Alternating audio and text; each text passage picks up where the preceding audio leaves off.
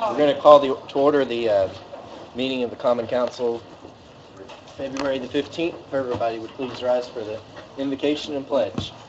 Mr. Campbell. Father God, we thank you for this day. We thank you, God, how you continue to bless us and keep us. We ask you to bless each and every one of our council persons. Be with them, watch over them, give them the wisdom and knowledge that they need. Keep them protected. God, we ask you to bless all of our staff persons at the city. Be with them and watch over them. We thank you, God, for them serving and to try to do everything they can to make our community better. Thank you for all the persons who's present. We thank you, God, they care enough about our community, whatever the particular issue they may be coming to talk about. They do care about our community. They want our community to be a better place to live. So be with them. We ask you to be with all our first responders, watch over them, protect them, and continue to watch over them as they take care of our community. Continue to take care of Jeffersonville and watch over us. Be with our mayor, be with our governor, be with our president. Continue to help us to be a nation who works together and a country who works together, a state that works together, and a people who wants to come together as one. We ask it all in the name of Jesus the Christ. Amen. Amen. I pledge allegiance to the flag of the United States of America and to the republic for which it stands, one nation, under God, indivisible, with liberty and justice for all. Roll call, please. Council Vice President White. Present. Councilperson Sestavny. Present.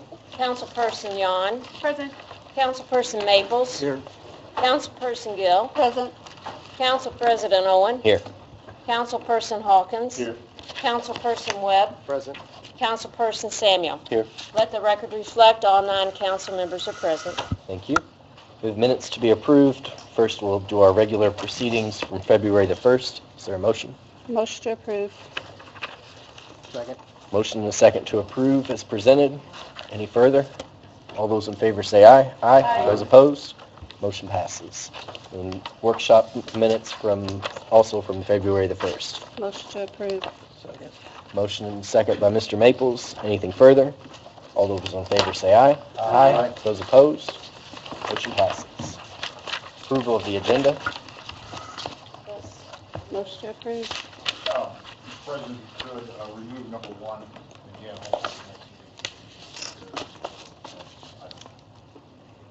Table.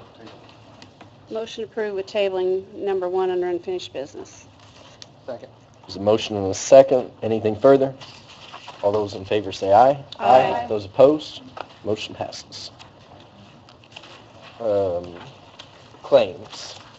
We have general fund claims in the amount of $684,525.32. I believe you have a hand carry. Yes. So, I have a hand carry claim for $24,776. This is a minimum amount of payment. I received this. This is the Traveler's Umbrella Excess, and it total amount is $99,104. That is evidently in addition to the other property and casualties we have. So, is there a new total? $709,301.32, if there are no other changes. Can you say that again, please? 709,301.32. Thank you. Did anybody have any comments or questions? I did Go ahead, Lisa. go in Friday and went over claims. I do have some concern with the credit card receipts. Did we get those all in order? Were they all accounted for? Yeah, we're looking. Okay. I would just like for you to express that in the future, unless those receipts aren't there come Friday, when we will not approve them. Right. Mr. Samuel?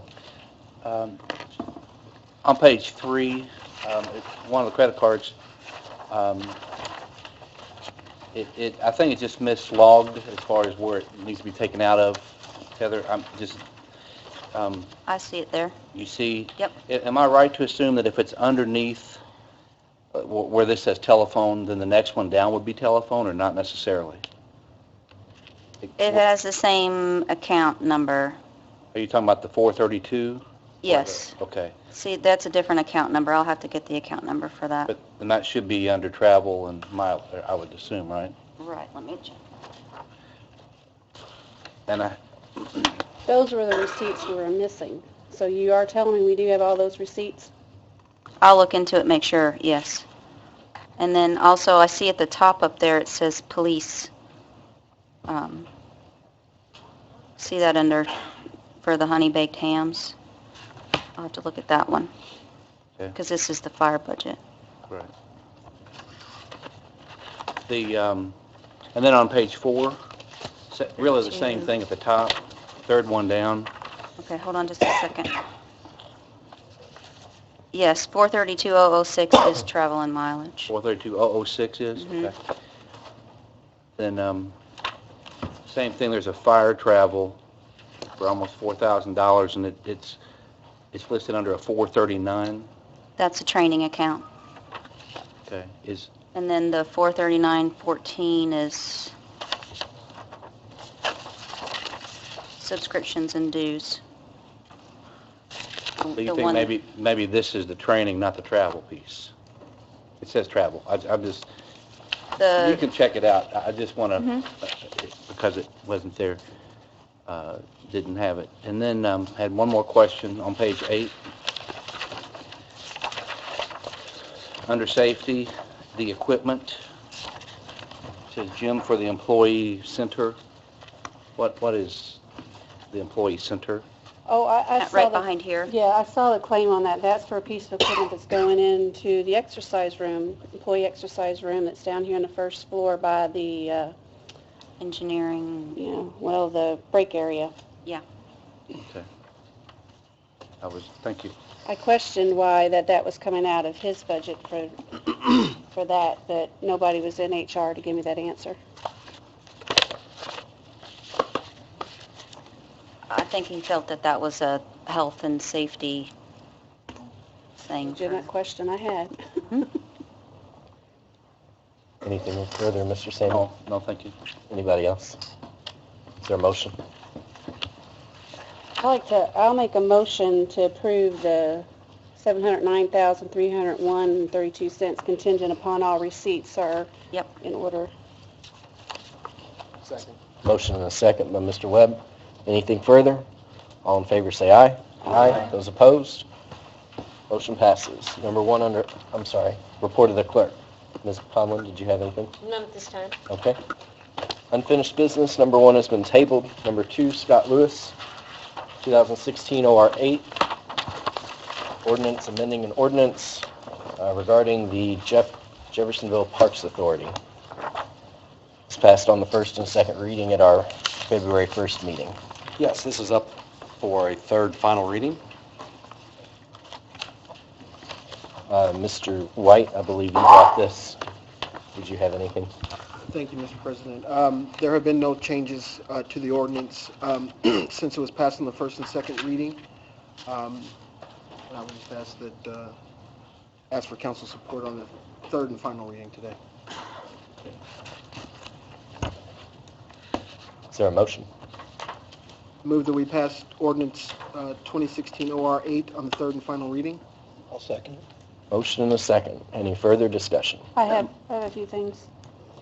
I read through this ordinance several times, and I expressed it the first time, I really wish we would have had the opportunity to have a workshop on this. But we don't know how is the transition going to happen. How many meetings are they going to have? They're still going to have the one meeting a month. I'm also concerned, too, is where it has in here where we said we approve the claims.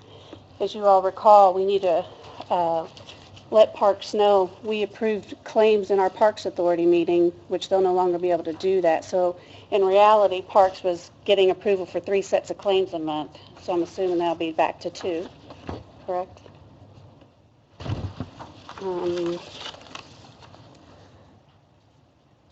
I think that's all that, I'm just concerned about how the transition's going to happen. I hope that those that are considering supporting this, that you'll step up and help with the transition, because there's going to be a lot of important decisions put on the average ones coming in that don't know. Case in point, the Nahan Field House, what to do there.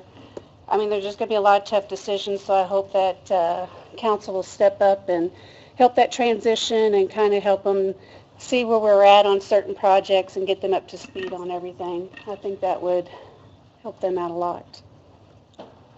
I just, yeah, I just like to reiterate some of my concerns. State legislature gives us an option when it comes to the Parks Authority, unlike some of the other boards that we do, like redevelopment, where we have no option. In this case, we have an option. We have an option where we can have elected officials as the Parks Authority that represent the whole city via each district being represented. We have a Parks Authority that I think that's been working fairly well, and we know that we've had an appointed board in the past that didn't work quite as well. And I was here when it happened. I know a lot of folks were not here or involved in city government at that time, and that's why we ended up switching. I don't know, it's been a while ago, 10 years ago. So with that, I hope that it's probably going to pass, but I hope that those on the fence or those that support, I hope it doesn't pass, obviously, but if it does pass, I think those that think this is going to be a better system, I do hope that they get involved, go on the board, and see how it works. And, you know, maybe it is better. I doubt it because I saw how it was in the past, but I hope those folks that do think it's better get involved and see how it works. Thanks. Anybody else? I'm going to be supporting the ordinance. I think it's a little bit of a compromise between what was in the past and what is current. I did have a question, and maybe this is for Mr. Lewis or Mr. White. It says that 5 members are appointed by the executive who are persons interested in parks and recreation and who are residents. That doesn't bar another city official, does it? I mean, that would be included. They would be included as long as they were residents. Okay. Yeah, I don't think it would bar that. Okay. Just wanted to check. If there's nothing further, we'll take a vote. All those in favor, say aye. Yes, for a roll call vote, please. Okay. I'm sorry. Council Vice President White, I'm sorry. Hold on just a moment. Was there any public comment on the issue?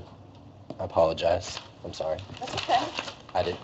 Ms. Yan reminded me to look. I did not see anyone that signed up for parks. Okay. Go ahead. Council Vice President White, Aye. Councilperson Sostovny, No? Councilperson Yan, Aye. Councilperson Maples, Aye. Councilperson Gill, No. Council President Owen, Aye. Councilperson Hawkins, No. Councilperson Webb, Aye. Councilperson Samuel. No. Motion Ayes passed. passed.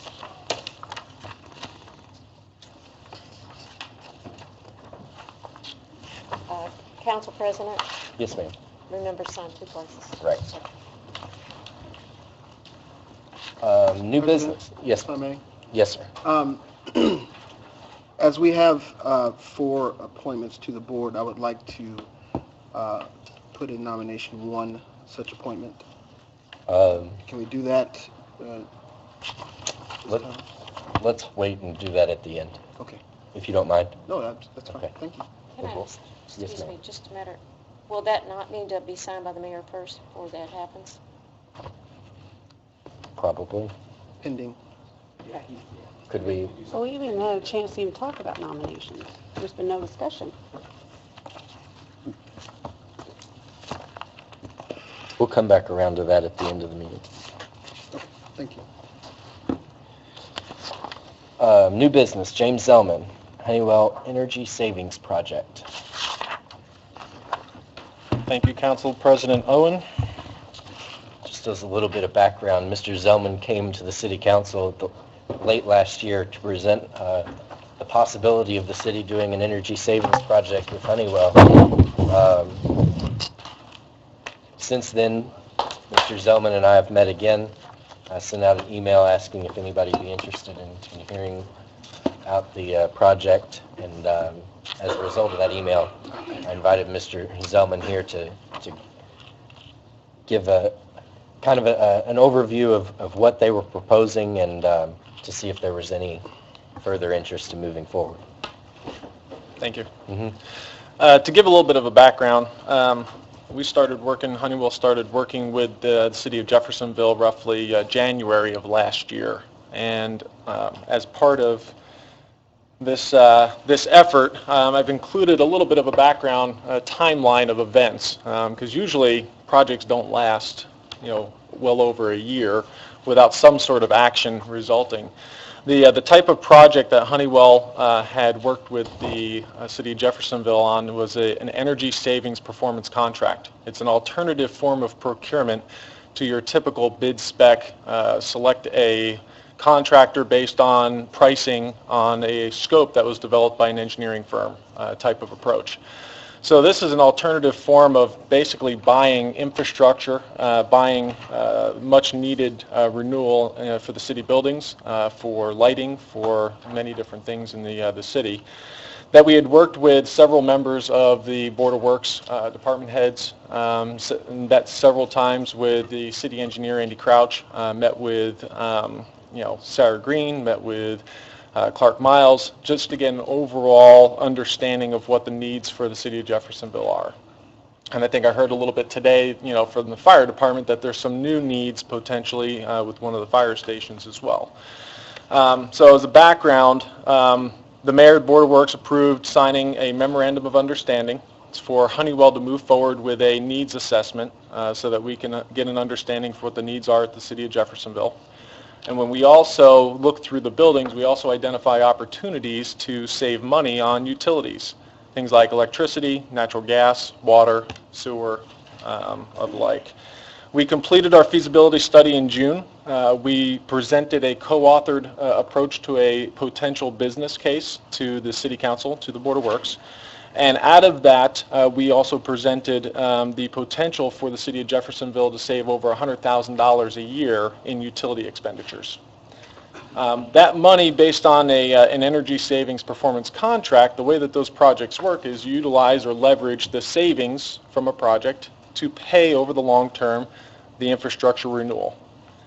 Out of that, we presented this business case to the City Council in July. The City Council approved moving forward with allocating or at least backing the $25,000 fee, engineering fee, that would come out of advertising an RFP and selecting a firm from that process. Board of Works, out of that, through that support, advertised an RFP in August of 2015, and an RFP was put on the street in which Honeywell responded to. Honeywell was the only qualified respondent that had shown up at the mandatory walkthrough of the buildings, and also was the only one that subsequently responded to that process. That actually coincided with the beginning or basically the election portion of the year, and at that time, once a new council or a majority new council was figured to take place January 1, we decided it was better left to a new council to decide on the fate of this project. So went dormant for the last few months of the year, reapproached Council President Matt Owen at the beginning of the year, and sat down and really looked at how this project should move forward if it does at all. And really, ultimately, this is supposed to be a co-authored project that Honeywell helps the city develop. It's a combination of the needs for the city, whether it be HVAC, lighting, building envelope, windows, roofing, anything that would be considered energy saving, and also critical infrastructure, along with Honeywell coming in and finding areas to basically reduce on cost. So it's a co-developed solution in which the city can leverage the energy and operation savings to pay for a project. The key here is this is a change in really looking at how to do business or how to buy capital-related items. And I know there's typically a lot of questions that arise out of that. So my purpose for coming before the new majority new council today is to either start over, meet with council members separately to describe what a performance contract is, what value it brings, or if there are no questions on that front, start over in the sense of asking the council to approve the same $25,000 engineering fee, which would result from basically approving moving forward with selecting Honeywell as a provider for the city to do this project. If Honeywell does not end up doing a project out of all of the engineering that is put forward, the only risk is that $25,000.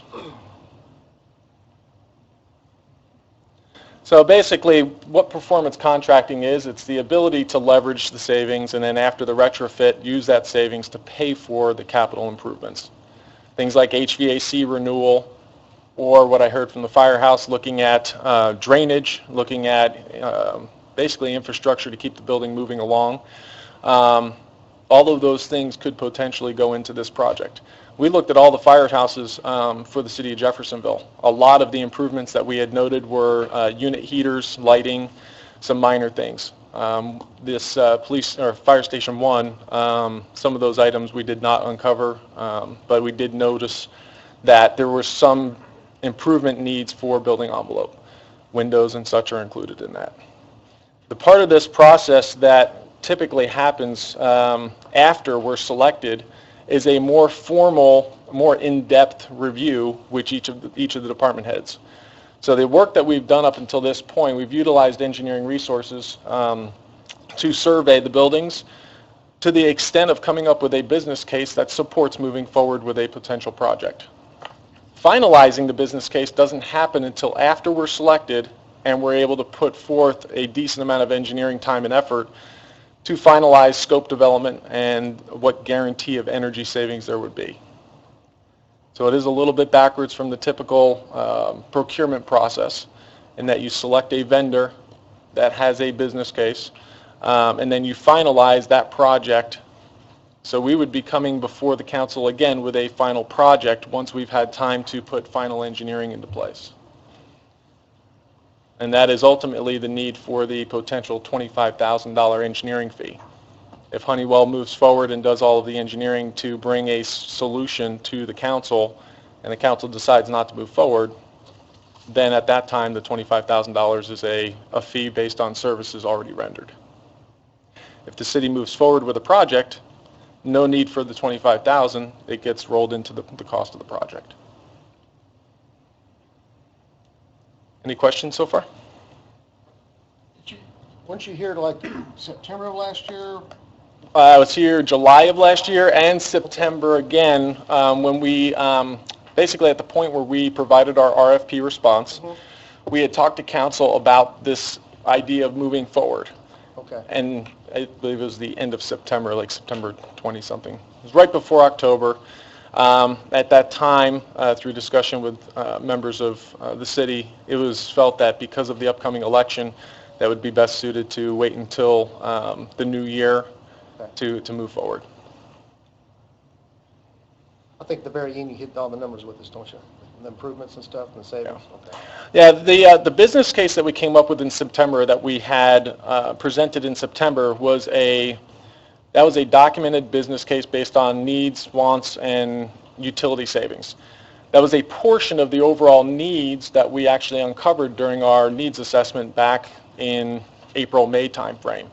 Things that we brought to the table from the animal shelter with Ms. Sarah Green, improvements to ventilation and things to prevent the animals from getting sick. There's a lot of items that were not included in the September discussion, mainly because we're trying to drive justification to do a project. We came up with a justification that said, I believe it was roughly $1.3 million project that could pay for itself in a 12-year time frame. You would go through and there's a multitude of funding mechanisms that you can use to fund or put a tax-exempt finance, or you can use capital. There's a lot of flexibility in how they're paid for, but ultimately the savings pays for itself. And when you look at $100,000 worth of utility savings, ultimately, if you were going to upgrade lighting, if you were going to upgrade HVAC, that's money that would normally come out of capital from the council. Using energy savings, leveraging energy savings to pay for infrastructure, it frees up that money to go towards something else the council would like to do.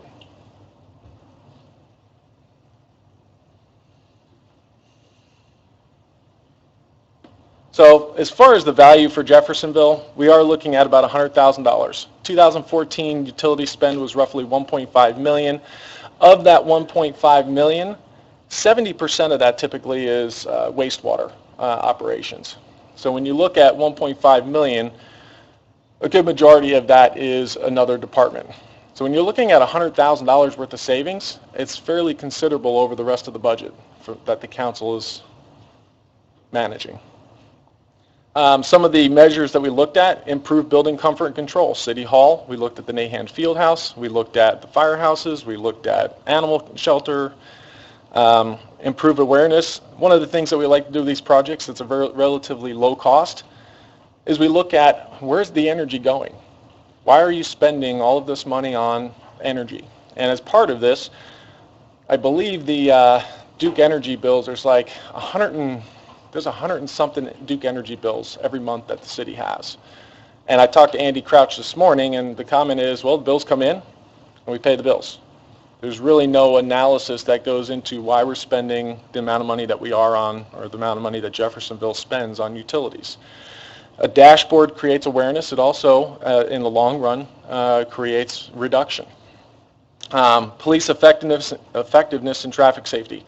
Part of the project that we brought to the table that we had discussed with Assistant Police Chief Scott Oliver was using UPS backup at major intersections to prevent the need for police to call out officers to maintain traffic at certain intersections. Looking at traffic controllers. There are outdated traffic controllers that over time, Andy Crouch, City Engineer Andy Crouch, will replace, in the years to come with whatever's left over in his budget. Part of this takes care of, I believe, 12 traffic controllers that are out of date and past their useful life. This is a preemptive to waiting until something fails, which could create a traffic issue. Improved operations at the Streets and Sanitation Department. When I met with Clark Miles, one of the things he expressed was better communications with the constituents for the city of Jeffersonville. Things like when there's snow plowing, keeping track of the snow plows, keeping track of sanitation when things are picked up, schedule, route optimization to improve fuel performance. All of that is possible with the GPS route optimization program, or software and hardware. So these are all kind of major highlights of some of the things that we uncovered during our needs assessment. But these are all things that go into things that can be purchased with the savings from doing lighting, doing water conservation, doing utility reductions that are not only implemented, but they're measured for performance.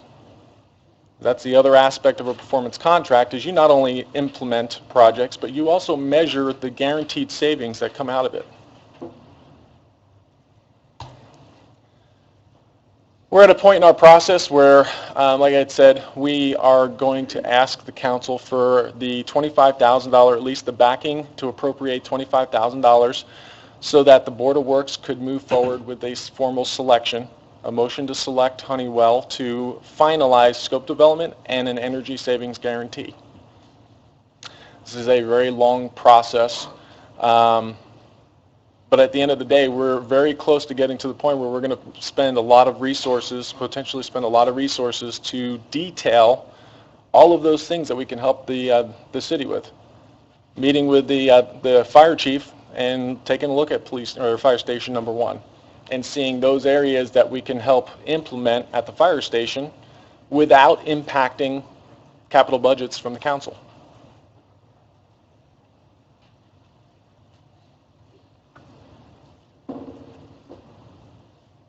And again, this isn't something that Honeywell comes to the city and says, we think you should do this because it's right. We tend to have a voice of the customer approach that says we meet with as many people as possible to co-develop a solution. And what Honeywell brings to the table is we assume the risk for the project, and we provide the engineering expertise to pull a comprehensive project together, guarantee the savings, and really bring that cost reduction down. A lot of our customers start at this spot And depending on what their views of renewable energy and other type projects, will pull in projects later on that they feel are areas that they want the vision of their community.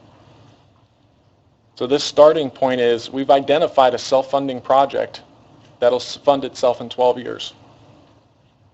Indiana legislation allows you to take the savings for up to 20 years to help you basically get these projects done that normally you're waiting year after year because of priority.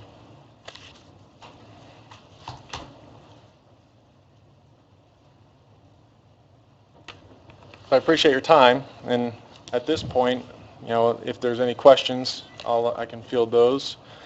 But ultimately, it's the approval of the $25,000 or moving forward with meeting with separate council representatives to further discuss and kind of educate on what this process is and how it can help. Does anybody have any comments? The council last year did approve that $25,000, but the Board of Works did not move forward with selecting a provider, mostly based on the council's kind of lack of interest in funding a project. So we didn't see, the board didn't see moving forward without that support from the council for the full project. Didn't see moving forward with Quite that honest, 25. Mr. President, right now to make a decision on this $25,000 after we just had a workshop where police and fire were questioned so much in their general, so now it's, you know, to make this decision right here and now when we didn't even make a decision on adding to, it was $49,000 for a fire and that $25,000, to me, the way my thinking's going is that's half of what they're needing right now, and that's public safety. Mm-hmm. So my priorities are a little different right now, so Understood. that's just my thoughts on that. I didn't know where everybody else. Well, it takes about 10 years for us to recoup what we've invested, correct? The program is required to be self-funding, meaning that includes the financing portion of the project. So if you used a tax-exempt lease finance structure or tax-exempt finance structure, that includes the rate, that includes basically paying down your debt service payment as well. So basically the project pays for itself without the need for additional capital input from the council. Normally, for example, the traffic controllers, Andy Crouch would have, you know, $10,000, $20,000, $30,000, $40,000 at the end of the year of his budget, and he'd go out and buy 1, 2 at a time.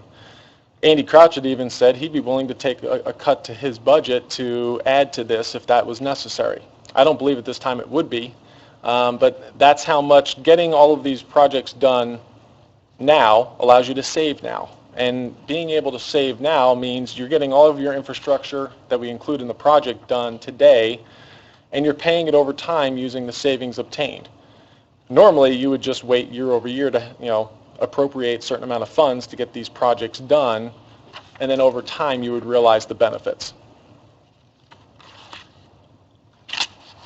So, Thank you.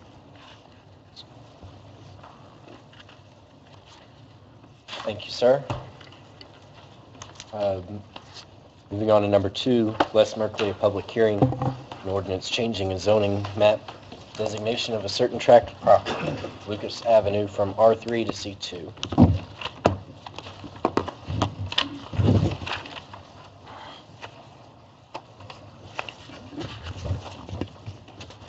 This is a rezoning matter that comes to the council from the Planning Commission with a favorable recommendation. This is in reference to some property that is being requested to be zoned from R3 to C2. The applicant is the Robert Lynn Company, and I don't know if there's someone here from, and they will make a presentation in reference to what they want to do on the property for the rezoning. This is a public hearing. Okay.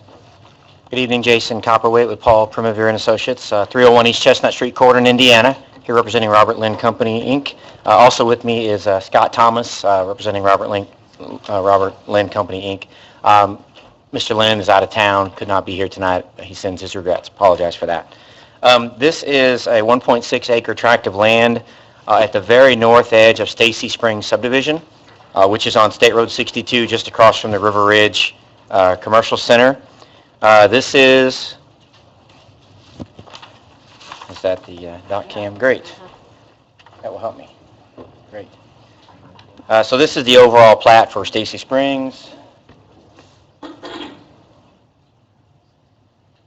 An area that I've highlighted in magenta here is an existing mini storage warehouse development that was approved by Plan Commission BZA as well as this council about 18 months ago or so. This rezone is an expansion of that use, and it's the area that I've highlighted in green. Again, 1.6 acres.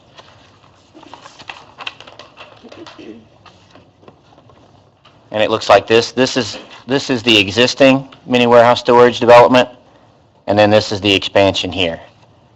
At the very last Plan Commission and BZA meeting, the Plan Commission made a unanimous favorable recommendation for a zone change from R3 urban residential to B2. Approved development plan also, and then the BZA approved some variances as well as a special exception to allow this use in the B2 zone pending your approval. So Mr. Thomas has some petitions from those residents in Stacy Springs. Be happy to present those to the council. Mr. President, can I speak on behalf of the Sure. plan? Being a In plan favor, yes. Plan Commission member, I just want to go on record to once again commend you and Mr. Lynn for doing your due diligence and going out and actually speaking with each of the neighbors out there, and by what we're hearing, and I don't think, Mr. Hawkins, it's your area. I think everyone's really pleased with the project, and they really appreciate the communication that they've had with Mr. Lynn, and they like what they're seeing out there. So you haven't got any additional comments or No, anything? if I could add to that, if you could put back up the plat, the subdivision plat.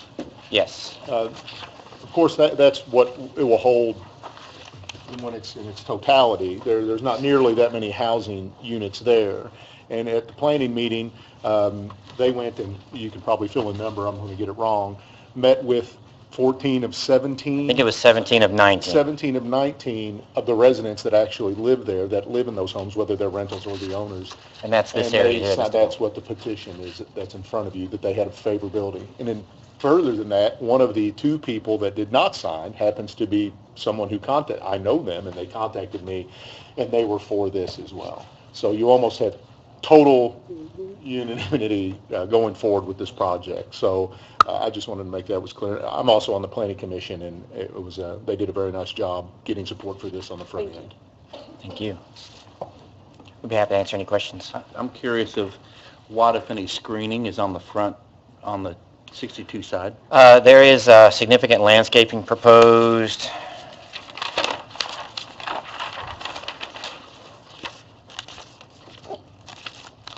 So there's a buffer yard required between the C2 use and R3 on the backside, as well as, this is actually county.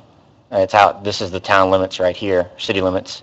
So this is county, but there's substantial buffering there. And then there's also substantial flowering ornamentals and additional plantings as required by the landscape ordinance. All the requirements of the landscape ordinance were met except for foundation plantings, which the Plan Commission granted a waiver for.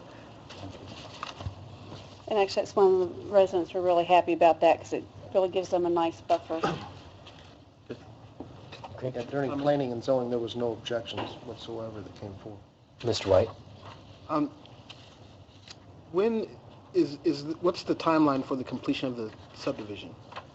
I think it just depends on the market. I know Mr. Lynn is interested in doing his next section maybe later this year, which would be, again, this isn't finalized, but this is the existing area that's developed in homes now. I think his next section would be in this area here.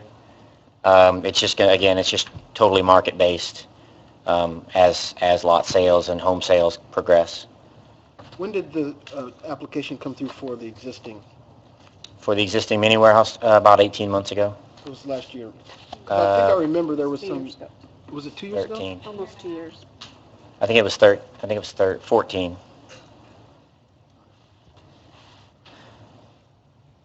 There was more opposition for the first hearing Yeah. than there was for this hearing. And I think that speaks to the quality of the development and the efforts that Mr. Lynn went through to make sure that it's a quality project and that the neighbors were satisfied. Do we foresee any more storage units going in other than this? I think this pretty well builds it out. Thank you. And something where he pointed out that came up, the residents that were there liked the fact that it gave them a buffer to Highway 62, which of course is flooded with traffic. So they were actually pretty happy that they're getting another block. They're like completely sealed off now in the back, so no one had anything bad to say. Gentlemen, if you give us just a second, we're going to go ahead and open the public hearing. Is there anybody here to speak for or against the rezoning in question? Seeing none, we'll close the open hearing. And is there a motion? I'll make a motion to approve 2016 OR 9. 10. Oh, 10. Second. There's a motion and a second. Is there anything further? Hearing none, all those in favor say aye. Aye. Those opposed? The ayes have it. Thank you very much. Thank you, gentlemen. Number 3, proposed ordinance to amend the animal shelter ordinance regulation, the treatment and keeping of domestic, dangerous, and/or vicious animals within the city limits. Mr. Murphy.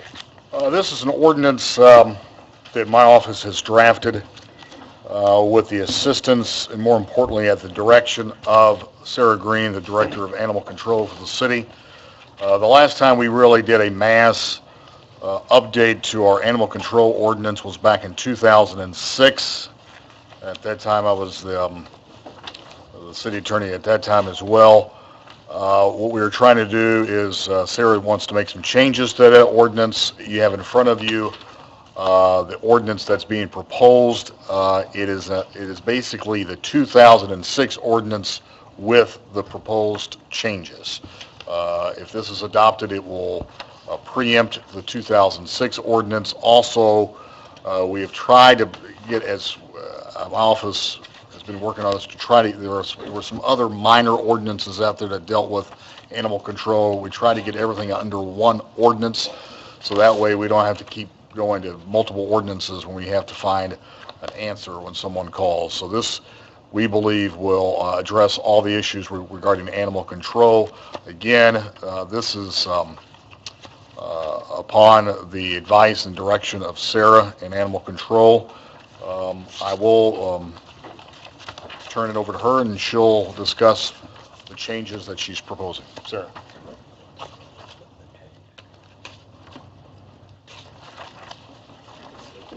Hello. I think you can see in the changes in red here, one of the things we're wanting to actually be in the ordinance is that no person would be allowed to crop a dog's ear or tail except for a veterinarian. I know this sounds common sense, but we just had this come up a couple months ago.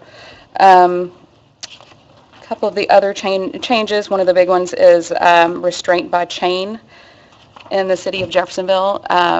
Frequently, we have people call that are upset about seeing an animal over and over again, 24 hours a day, chained outside to a fixed location.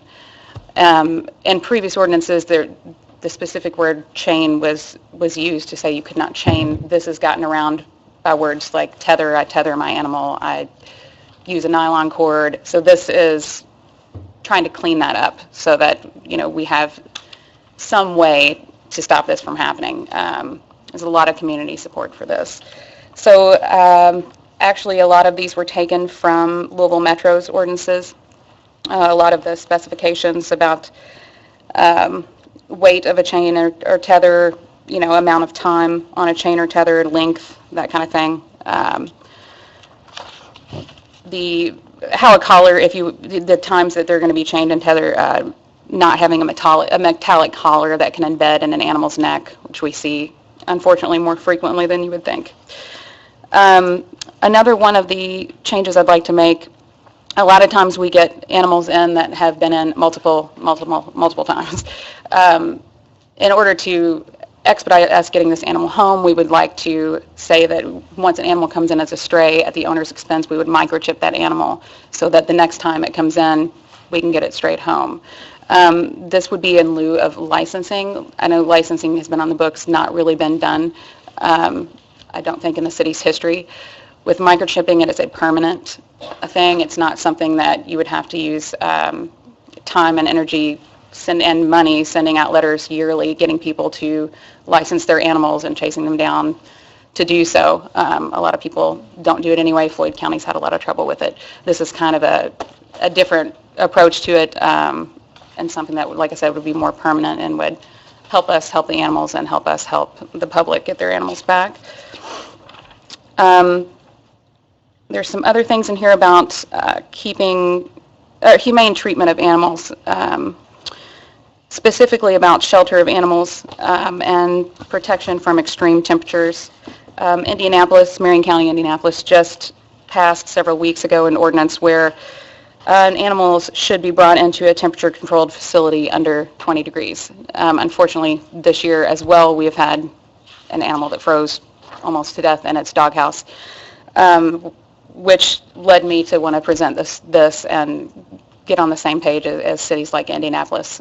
If a city as big as Indianapolis can do this, I just don't feel like there's any reason we can as well. It just seems like common sense.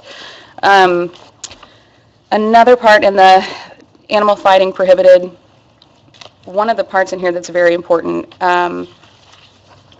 when someone is there as a spectator, that I feel like that should also be against ordinance, because when people fight their animals, a lot of the way they get around prosecution is to say, oh, not my dog, just here, it's almost impossible to prosecute people for that because they never take responsibility that it's their animal. They're just here.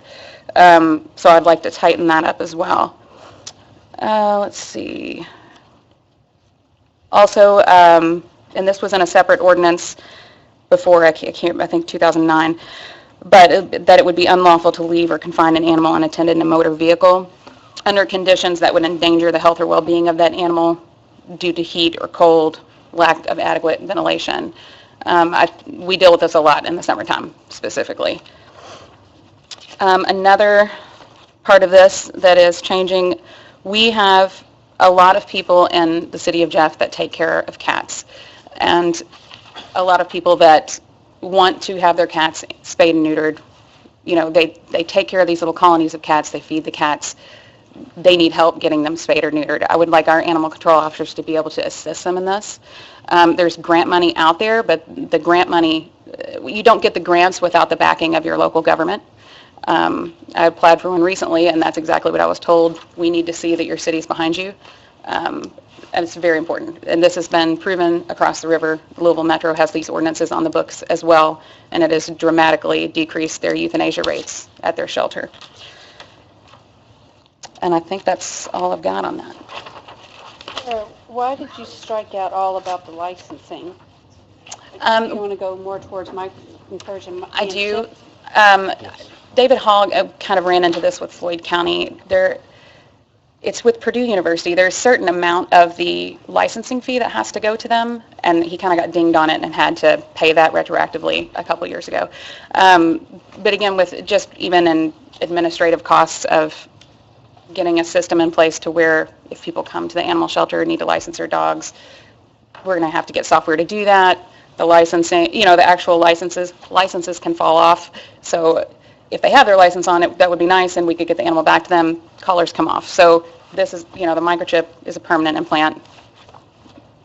Since you're kind of moving away from the licensing, that would kind of give us an idea of who had what animal and where. So when you're talking about all these different changes, my concern is, how do you plan to enforce them? Is it going to be complaint-driven? Is it going to be, how do you? Yes, we do have our animal control officers patrol several times a day, but it's going to be complaint-driven. Right now when we have complaints of, animals chained out, and we can't do anything about it. We just have to say, well, yeah, they have a little doghouse that's not very great, but we can't do anything for you, and it's very frustrating for people. It's frustrating for us. I had to live beside it when I was in the Meadows. I had to live beside someone who had a dog out there for years on a chain. It's hard to watch because there's no interaction. Generally, we also see that it increases the aggression in the dog as well when they're fixed to a location they get no social interaction, that becomes their territory, and that increases the likelihood that they're going to bite if someone approaches them. You've got children in a neighborhood, they don't know, hey, a dog's on a chain, don't go approach that dog. If they're unattended, they don't know that. So it's also a public safety issue as well. Sir, I had a couple questions. Yes. Is there anything in this that would require you to hire additional staff? No, actually, the third animal control officer that we had is going to be helping with that, so. And any of the fees that there might be in here, you collect, is that correct? Mm-hmm. But any of the violations you would not collect. Right now, we have nobody to collect Correct. that, correct? Yeah. Okay. Yeah. And then I think my last question, on page, section 5, under restraint. Yes. We're talking about tethering the dog, your dog or puppy.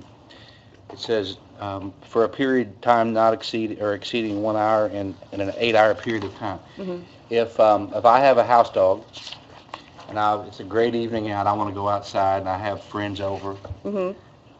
My yard is not fenced, and I tie the dog to a tree with a 15-foot lead, and we're out there for 2 hours. Officially, I'm breaking this ordinance, correct? Well, we could put in there unless accompanied by. Unless the owner or an adult's out with the dog. Yeah, a competent adult is, yeah.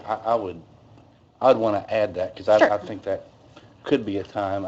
I'm sure your animal control aren't running around looking for people's No, backyard yeah. like that, but Right. I don't want to have an unintended consequence with that. So I would Understood. encourage us to think about that. Okay. I think that's all I have. I have a question for you. When it's talking about who's making the determination when, for one of these examples, any person who is found to be possessing or training an animal with the intent that they should be used for combat purposes. Who's making the determination as to what someone's intent is for having an animal? Is it the animal control officer that is making that? Or law determination? enforcement. I mean, there's certain paraphernalia that is associated with dog fighting. If building full treadmills with the dogs, that's generally training them, building muscle, training them to fight. Rings. I mean, it's not like any dog we see, we're going to be able to say, oh, that's a fighting dog. I mean, there's specific things that you would look for where, and I actually have an animal control officer here that's quite versed in that. That would probably be able to answer it better than me. So it's the animal control officer who's making that determination? Or law enforcement, yeah.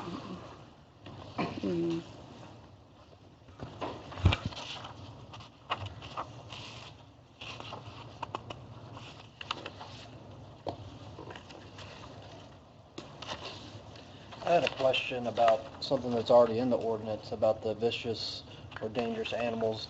It says a police officer or animal control officer can deem them vicious or dangerous. How often does that occur? Not very often. I could probably think of 3 or 4 times in the past 6 months that's happened. That's if a dog is chasing people aggressively multiple times, and this is something that's not being rectified, and it's going to end in a bite. We can send them a letter deeming this dog vicious. Because the way it reads, it's a little, it kind of reads as you can come out and deem it vicious right there on the spot. And, there is, some financial, if you did that, it would cause a financial burden on the person with the dog. And Right. I'm just curious how often that was utilized, because it kind of leads a lot to the imagination of who can deem, why they're deeming it vicious or...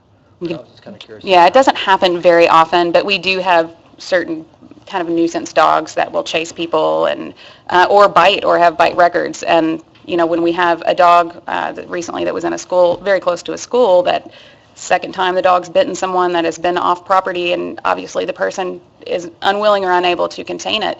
I mean, at that point, I kind of think it's our responsibility to say, okay, then this is what you're going to have to do. We're deeming this dog vicious because you are not containing it, and it's continuing to be a public nuisance, which, has resulted in injury. So, I mean, it has to be something significant. It's not something that we do very often. Is there an appeals process for the owner if their dog's deemed vicious or dangerous? I'm sure we could, I'm sure the court would be I would like the... that language in the ordinance Sure. to give due process, because we're leaving a lot on a law enforcement officer or animal control officer to, deem an animal vicious and dangerous. It sounds like you're doing a really good job of getting, the ones you need, but I would still like to see some kind of due process on an appeals process. Okay. Does that make sense to you? Mm-hmm, it does, yeah.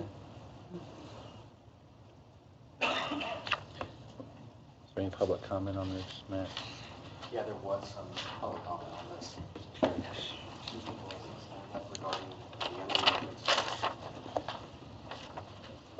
I'd skimmed over this over the weekend because we just got it in the packet. And I skimmed over something without realizing, I thought I read it correctly, but I did not. And it goes back to what Mr. Samuel had said about restraining a puppy or a dog at a fixed point by chain or tether. And it says A, for a period of time exceeding 1 hour in every 8-hour period. When I read that the first time, I thought it said for a period exceeding an 8-hour period. How do you determine, well, number one, how do you determine how long a dog has been tethered in a fixed point, other than sitting there for an hour and watching a dog be tethered at a fixed point? Mm-hmm. And then two, I think about my parents in particularly who live on 6 acres, and when I go over to mow a field, it's going to take more than an hour, and I'll let the dogs out, and it's not fenced because it's 6 open acres, but they are tethered in the shade, typically with water and everything. But I think it would be, it seems excessive in my mind, just from our experience, to say that the dog can't be out with us while we're doing yard work or whatever for more than an hour at a time. It seems excessive. Well, again, when we were, what Nathan was saying, if that language could be modified to a competent adult being out there, or if you want to modify the time, that's actually from Louisville Metro Animal Services ordinances. Right. And I know that Floyd County you can't have them out for more than 10 hours at a time in a 24-hour period. Different municipalities have different time periods. In order for us to enforce it, like you said, how are you going to know? How are you going to tell how long the dog's been under chain? I need to make it so that it is enforceable as well. So then, like I said, it's going to be complaint driven and case by case. So, if you're out there with your dog, Mm-hmm. yeah, we could definitely put that in there. But we are trying to stop people from 24 hours a day, no socialization, chaining a dog. We're not. I know people. Their dog needs to go out potty. They don't always have a fenced yard or needs playtime. That's not what we're aiming at. Right. We're aiming at people that call that say this dog is out all extreme temperatures all the time, chained to a fixed location 24 hours a day. So if we needed to modify that language, that's something that we could definitely do. Even being complaint driven though, if you have a set of neighbors who are at odds all the time about everything, and neighbor A calls and reports neighbor B for having their dog out too long, how do we verify that? I understand it needs to be enforceable. I just want to make sure that we're not. Well, our animal control officer, that's like with the time, with the hour, that's something our animal control officer could do if need be, if we have a dog that's someone is saying is out all the time. Generally what we have people do, if we're not there and they say something happens, we'll have them write a statement. That takes care of 99% of your problems with that right there, because they don't, you know what I mean? Sure. That's saying, that you're perjuring yourself if you're saying that this happened and it did not. Right. Or we tell people if this, with barking all hours of the night or something like that, we need this on video. Like if you can get this on video on your phone, show the person beating their dog or whatever. We do put a little bit in the hands of citizens as well, because we can't just go on the word of what people say. Unfortunately. There was another place and I don't exactly remember where it is. It's section 15, other animals. letter B, refers to chicken coops, ducks, geese, turkeys, etc. And it mentions can't be kept within a distance less than, and it was 50 feet from a dwelling, and if that's marked out and it's changed to 100 feet. I've dealt with this issue. People have called complaining that their neighbors have chickens, whatnot, and I've had people call and ask if they can have chickens and whatnot. So do we, if we have instances of folks who have coops now that are 75 feet away from their neighbor, what is going to be, are we going to have to inform those folks that 75 feet is no longer permitted and they're going to have to make a change? Are those folks going to be grandfathered in to the 50 feet rule, or?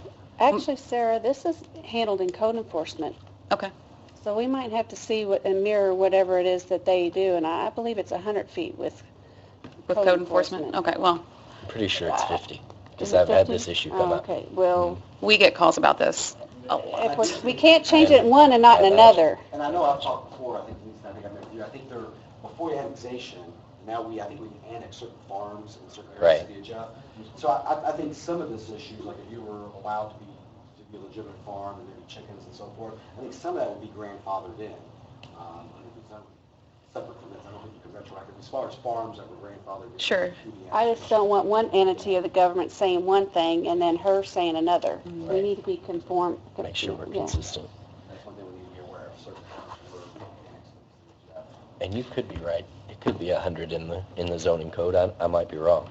When we get complaints about it, generally it's in residential areas, and that's what people get so upset about, and it's, they don't want to deal with the droppings and the, smell and things associated with that, so that's why I've extended that in this ordinance, is because, we hear from people that are upset about it and don't want to live next door to it, don't want it that close to their dwelling, so. Or it might even be to where this can be stricken out of yours, and because they already deal with it. That'd be great. I just don't want to. No, I totally understand, yeah. Because I know their ordinance says you can't have a rooster, it has to be so far away from the dwelling, that kind of stuff, so I just don't want to conflict with them.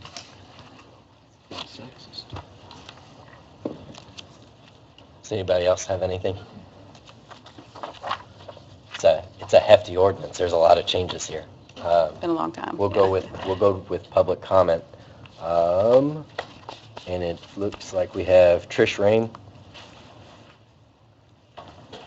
to speak for the animal control ordinance. Just as a reminder to everybody who participates in public comment, when you come to the mic, please say your name and give your full address for the record. And then once you've given your address, you'll have 3 minutes that starts after you've given your address. Okay, Trish Rame at 514 Camp Creek Road in New Washington. And I'm president of Southern Indiana Animal Rescue. And we support this ordinance. We're a group of over 100 volunteers, citizens.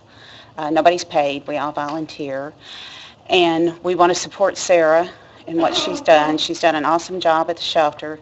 She works with us all the time. She works with other rescues. And in her defense, we get calls all the time about dogs being chained in Jeffersonville because they say the shelter won't do anything about it. Well, as you heard Sarah say, the shelter can't do anything about it. Animal control can't, and of course we can't either. So there is a problem out there, and we'd like to support Sarah, and hopefully you all will support her too by passing this ordinance. And that's about all. Thank you. Thank you. Mr. Smith, Ron Smith.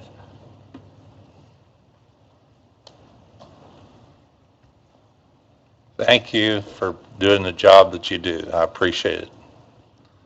Anyway, Name and address. I have another, Ron Smith, 3310 Holman Lane, I'm sorry.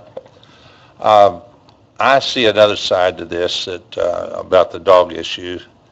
And old people, if I had a choice between AT&T or an alarm system or security doors or a watchdog at my home, I'd rather have the watchdog number one, security doors number two, and the alarm system third, okay? Now, I have a very good reason for believing this. Now, one of the most important things that these people could do for their dogs is to have a well-built insulated doghouse. Then it would not matter if it was 20 degrees or below, okay? I think that's a mistake. This ordinance should not be enacted. We'd be better off if we didn't have an ordinance in some ways. We've got these, all right, within 30 minutes after a dog dies, rigor mortis he's already stiff. All right, you could say, well, he died, he froze to death. But most dogs, coyotes last, wolves last, Alaskan dogs last. They don't even have a good doghouse. They prefer to lay out in the cold, okay? If you've got a sick dog, he will not probably make it if it's really cold. But if he's got a good doghouse, he could live a long time and it'd be below 20 degrees if he had a good doghouse. Now, I spent 3 days on the doghouses I have built, and they've got 2 inches of commercial insulation in the walls, the top, the bottom, the whole thing. You can stick your hand in there. If there's a dog in there, it's warm, okay? Now, my brother's got a farm. There's a lot of farms inside of the city limits of Jeffersonville. Now, my brother's got 2 Great Pyrenees. They're 150 to 200 pounds apiece, and you're going to tell me if it's below 20 degrees, I got to invite those dogs into the house, okay? Guys have hunting dogs, and some of them have them in heated houses. So you're not making an exception for any of that, okay? I mean, a real good doghouse. Now, another issue that should be involved here, one of the most important things you could do for your dog is go have a collar made for that dog or a tag to put on that collar that gives the owner's name and phone number. Now, if you want to help the dog out, most people can read and write. They don't have to take and look at or have the veterinarian look for that, whatever it is that they put under their skin. Anyway, if they had a good collar, I got one made over at Churchill Downs, just like the rich boys do. Cost me about $10 for that tag, and he put it on the leather collar. Okay, so anyway, a good doghouse would help the dogs more than anything, and the owners would be real happy because they'd probably get their dog back. And I wish I could talk longer about this, but I can't. Some people get 30 minutes, and citizens get a few. Thank you, Mr. Smith. That's all we have for public comment on the issue. Is there anything further from the...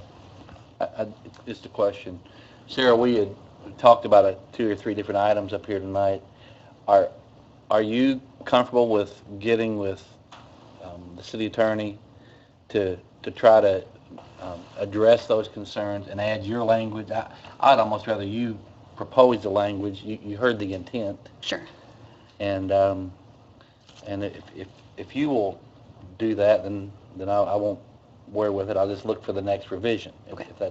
If you'll do that, I'll make a motion to on the first reading to approve 2016 OR 11. Second.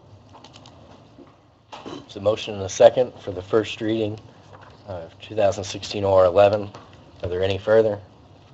I think there's been a lot of good comments, a lot of good questions, and it is a weighty ordinance, so maybe we'll be able to get together, our small group of us, and go through it a little more thoroughly. Thank you, Sarah. Thank you. Anything else? Sarah, you're up. She's still up. Anything else before we vote? All those in favor say aye. Aye. Those opposed? Okay. Motion passes. Ms. Green, you're still here with discussion on security cameras, a vehicle, and repair of an incinerator. All right. We starting with security pros. The security pros came out a couple of years ago. and gave us a proposal, and I just asked them to come out again recently. We do not have cameras in our kennels or in our bike quarantine building. So I have kennel attendants and animal control officers and volunteers in areas of the shelter that I don't have eyes on. One of my specific concerns is our bike quarantine building, which is not connected to our main building. So when I have kennel attendants out there cleaning, if something were to happen, I have no eyes or ears on those people whatsoever. So what I've asked security pros to do is to put more cameras in different locations, also to install a panic button in the back in case that anything ever happens, that a vicious dog gets loose and my staff is in jeopardy. We can be alerted up in the main building of that. As also the cameras that are currently there are 4 cameras currently there, 1 in the garage, 2 on the outside, and 1 right in front of the front desk. They're older cameras, you can't see any detail, so a lot of times when it's illegal to abandon an animal on the property. We've had certain instances where that has resulted in severe illness or death related to weather conditions being dumped out there. I have no way to prosecute these people or to go after these people because although I can see maybe the make of a car, I can't see at night when this happens, can't see color, can't see license plate, anything like that. So I would like to upgrade our cameras as well so that we would be able to do something about when this happens. Sarah, it says in here that there's a $135 monthly service. Do you have that in your budget?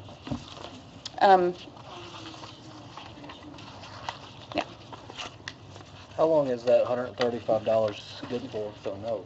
It's a monthly Yeah, service. I'm saying, how long are we locked in at that price? It's continuous. Okay. It's a service agreement, correct? Mhm. So when a camera goes long down, as they she come is out doing and replace it. Okay, so it can't go up. I don't know about That's that. what I'm asking. I'll have to ask security pros about It's gone that. up significantly on our parks. It'll go up. Yeah. Oh, really? Yeah, I'd like to know how long that price is locked in. Okay. You know, well, Sarah, you may not know this, but is Security Pros the only ones that can, I would like to get different quotes, only because I've got concerns with how we keep going up and up and up. Is there another? Was Security Pros chosen because they have done previous work and it's a Correct, continuation yeah. of that work? They've done a lot of work in the city, particularly in the Parks Department, and around several city buildings They have all wastewater. for the city. Is there an issue with integrating systems? I don't think anybody here is a security expert. That's what we're told. This is, the 17 figure that's here is for all your equipment. Your staff is gonna be trained to monitor that equipment, to go back and replay that equipment if you need to go back and see something that happened. Yes, I actually do that now, but You do that now. yeah. Mhm. The monthly service agreement, is that is just that, it's a service agreement. If a camera goes down, they come out and fix it, or? As far as my understanding. Server goes down, they come out and fix it? Mhm. In the small print, I read 3 years somewhere. Is that what you got? Okay, that's it. Fixed for 3 years? That's a fixed price for 3 years? It is very small print. Service agreement covers equipment replacement for a minimum of 3 years. It's on page 505, first paragraph, under Security Pro Service Agreement. In the additional, this is in the additional that's coming up later, what fund is this coming from? Is it general? Okay. The council will not be able to sign this agreement. It'll go through the Board of Public Works. So, we're just going to be appropriating a dollar amount. I don't know if you want to request other proposals from other companies, or? Quite honestly, I would like to, yeah. This seems, and because I'm ignorant, this seems a lot. Yeah. And to get another, if I was charged that for anything in the business world, I would definitely want at least to make sure we're getting a good deal, if not otherwise. Okay. I have a question. Sure. Did this just issue come up, or is there, just went through budgets, and now you're asking us to add money to your budget in the second month of the year? I'm just curious, did anything change, or this was not a priority at the end of last year, or? Yeah, we did have an incident occur that made it a priority. Okay, thank you. Did I understand correctly that the current cameras that you have, security system is through Security Pros? Correct. So if you were to get additional quotes, it would have to be for the entire system? Well, she's replacing all her cameras anyhow, right? Yeah, and I'm not, because now, the way it's recorded now with Security Pros, I'm not sure if they would have to, if a new company came in, if they would have to remove all that equipment and start from scratch. I would have to find that out. So the schedule of equipment on page 3, it lists a video server, camera licenses, switches. It's a whole list of equipment. It looks like it's a whole new system. Mm-hmm. So the equipment you have existing is from Security Pros as well? Mm-hmm. You monitor now yourself? Yes, we can actually see from the front desk, we can see the 4 cameras. So we can see outside in 2 locations out front. We can't see in the back at all or in the kennels. But we have, I believe, 14 days of footage that we can go back and access anytime after that point. So we may not be monitoring it at 1 a.m. when someone dumps an animal, but I can go back the next day and find it. But weren't you proposing for them to change the current ones that you have because you can't make out faces, you can't Right. see very well? Right. I mean, I can go back, that's what I'm saying. I can go back and look at the footage. It's not been helpful because I can't see license plates numbers, I can't see colors of cars, that kind of thing. Get a description of person. I mean, it's very, very grainy. But the equipment you have now, you don't have that monthly service agreement for them to come out. Is that right? We do. I do pay Security Pros. I believe it's, I can get you that number, but I think it's $300 every quarter, maybe. Okay. So it's not, It's not a monthly thing? it's not a monthly, no, it's not a monthly, but I believe when it's broken down, it's about the same. I mean, I don't know if we're to say this yet, I'm for this, because those people need that protection, particularly if there's been an incident, but I think if we were ever going to look at a savings, if we're redoing the entire thing anyway, delaying it a little bit to make sure we're getting a deal, the best deal out there, that's where I would come down on it.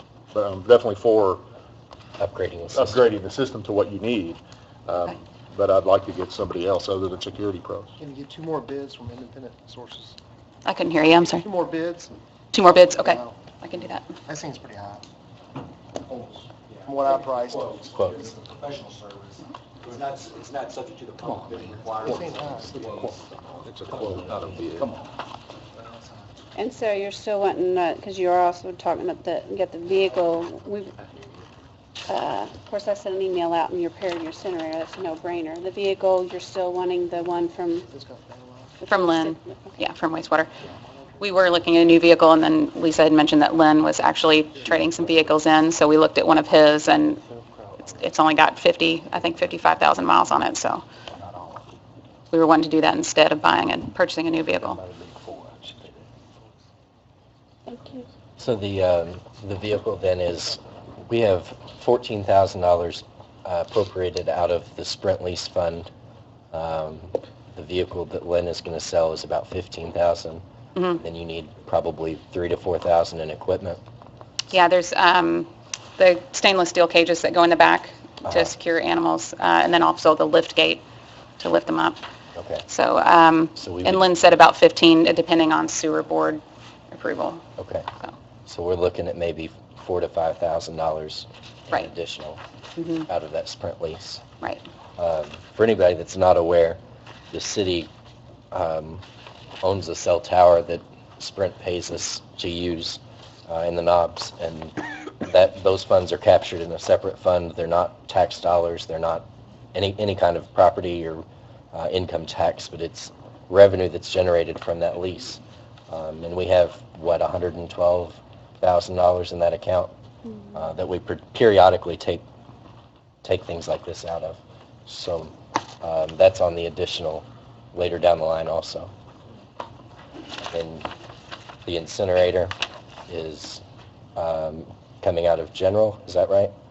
Yes.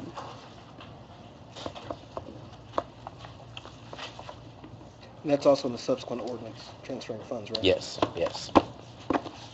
Are there any questions? Thank you, Sarah. Okay. Thank you.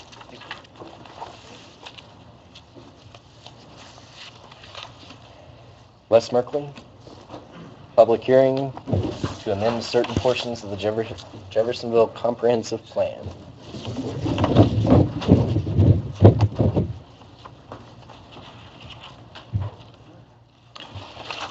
This is an amendment to the comprehensive plan which was adopted previously by the city council. It comes to you upon a favorable recommendation by the planning commission.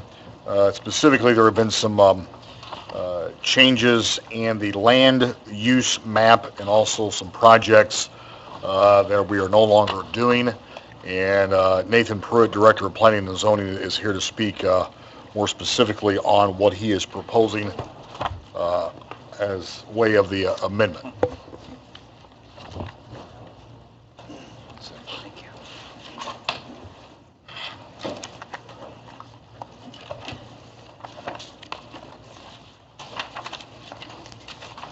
So before you is two minor modifications, and one of which is the removal of a designation for a bike path on Port Road. So there was expressed concern from the port that that be removed. There's also the Tiger grant they just received that expressed some concern with that facility on that roadway with the heavy truck traffic and whatnot.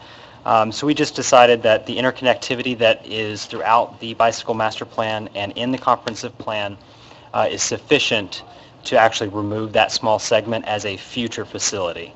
So we just took that out to make that change. Then the other small change is a classification error in the future land use map that was made after it was brought to our attention. There was a, well, actually I think there are three small minor modifications, one of which is the Port Road area. There is the port boundary itself, which was classified as residential. It falls inside the port, therefore it will never be residential. It will always be going towards the route of industrial uses and those types of things. So that was an error on the consultant side. And then also there were two other small things. One was a school and one was a sewer treatment plant. So those have been reclassified to the correct institutional use category. That's it. And again, the future land use map, just for clarification, is not changing zoning. It is an indication of future growth. So we're not changing any zoning districts. Anything from the planning commission members? You pretty much summed it all up, and like you said, I think Mr. Merkley already said it came with a favorable recommendation, so we're good with it. Okay, Mr. Pruitt, if you'll give us a moment. This is a public hearing. We're going to open the public hearing at 8:25. Is there anybody to speak for or against? Seeing none, we'll close the public hearing. I'll take a motion. I have a question. Sure. I thought I heard, Nathan, you say that the Tiger grant had an issue with this. Did the grant come through? I'm not... Tiger grant. Yes. Yeah, so the port was designated a multi-million-dollar Tiger grant, Right. and I wasn't on the front end. This was actually during Shane's tenure that they were communicating some of the issues that might bring up, and so unfortunately I'm not 100% up to speed. But basically the Tiger grant coming through and the fact that the long-term projections for Port Road just don't lend itself to having bike facilities on it are the reason why they're requesting the change. And the federal one that was in the grant, because I was there for that presentation, as you remember, I sent a letter of support. They frowned upon it because the port does control those roads. Sure. And they had concern, a lot of safety concerns too. And taking up the road, you got a lot of truck traffic up there, and it this was also coming from the federal. I mean, he even spoke on that, so there's too many concerns where we just said, let's just take it out. We don't want to affect their business up there. We do still have a lot of miles to build otherwise. So with that one segment, we still have interconnectivity to the north. I do want to make sure you understand that connectivity is still there, I think, in its holistic form. Is there anything further? Is there a motion? So moved on the first. 12. So moved on 2016 OR 12 on the first and second reading. That's it. Is this one reading? Yeah, one reading, I I think. just want to do one reading. It is You're not 3. changing the zoning, you're not changing the zoning. We're not changing any zoning. This is to amend it. So it's 3 readings. So the So, motion is first to and second. approve on the first and second. And did you second? I did. Is there anything further? All those in favor say aye. Aye. Those opposed? Motion passes. Heather Metcalf, ordinance transferring certain funds. 12. Let's do 13.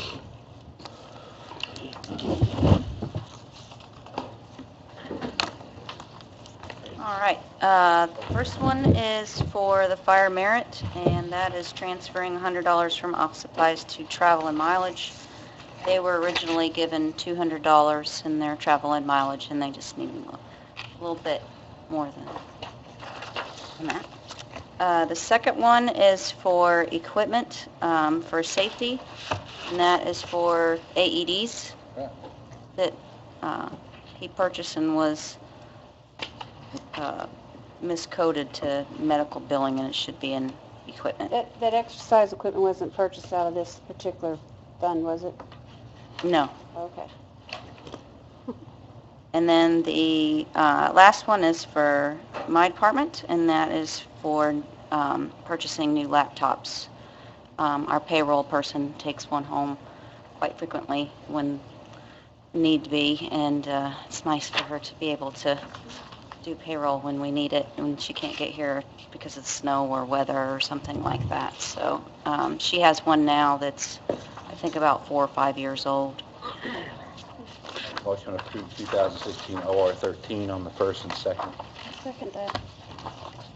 First and second, is there any further discussion? All those in favor say aye. Aye. Those opposed? Motion passes. Additional appropriation. The first couple here are for planning and zoning, for office supplies, and for uniforms. I think that the budget was cut from last year, so he's asking for those monies to be replaced. Nathan's here if you need to speak with him about that. Well, I could speak on, I mean, Nathan's here, but their uniforms, which I said this is one department that needs that, in my opinion, needs that uniform with the city seal, because we've got code enforcement officers that are going to people's doors, going to people's backyards, walking the easements in the property, and I think it's important that the public knows that they're with the city. So I do support that, and then, which Nathan can, but the office supplies is the printers. As you all know, the code enforcement officers do, well, Linda does the liens and all that, so a lot of paperwork, and they do letters and correspondence back and forth, and their printers are outdated. That I think each printer would, just for two cartridges of printers, like $900 or something. Like, we just need to get new printers. Save taxpayers the money. I haven't ran those numbers, and I don't know if they're how old they are or how outdated. But I can say that in 2014, they ran 1,700 enforcement cases between 2 code enforcement officers. Most of the time, that's going to involve between 1 and 5 letters each. So we're talking about up to 10,000 pieces of mail. The office budget does not permit me to fund the replacement cartridges for their desktop printers that allow them to be more efficient. And so in order for me to maintain that for them and what else is going on in our office, that's the reason I'm requesting that. I think they run 120 a piece, and there's 4 toner cartridges in each, and there are 2 staff that have desktop printers. the code, planning and zoning otherwise does not have any desktop printers. We utilize the main.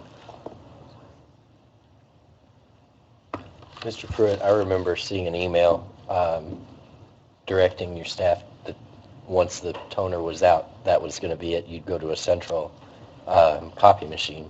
Is that not the case?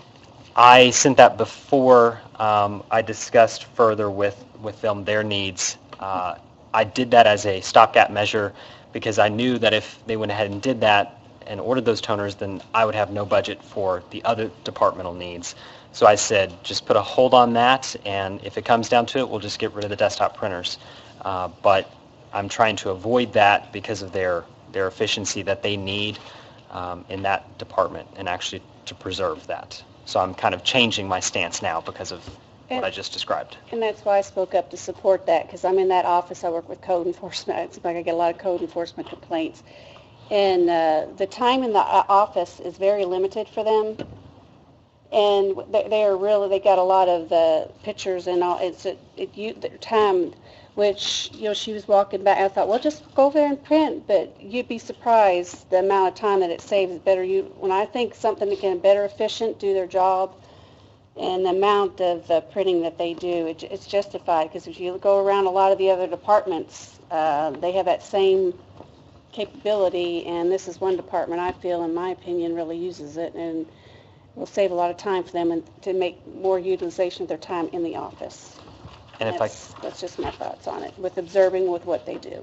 Yeah, if I could, they generally are in the office from 8:30 to 9:30, and inspections from 9:30 till 2:30, and then in the office again from 2:30 to 4:30. So you're only looking at about 3 hours a day to get all the mail done.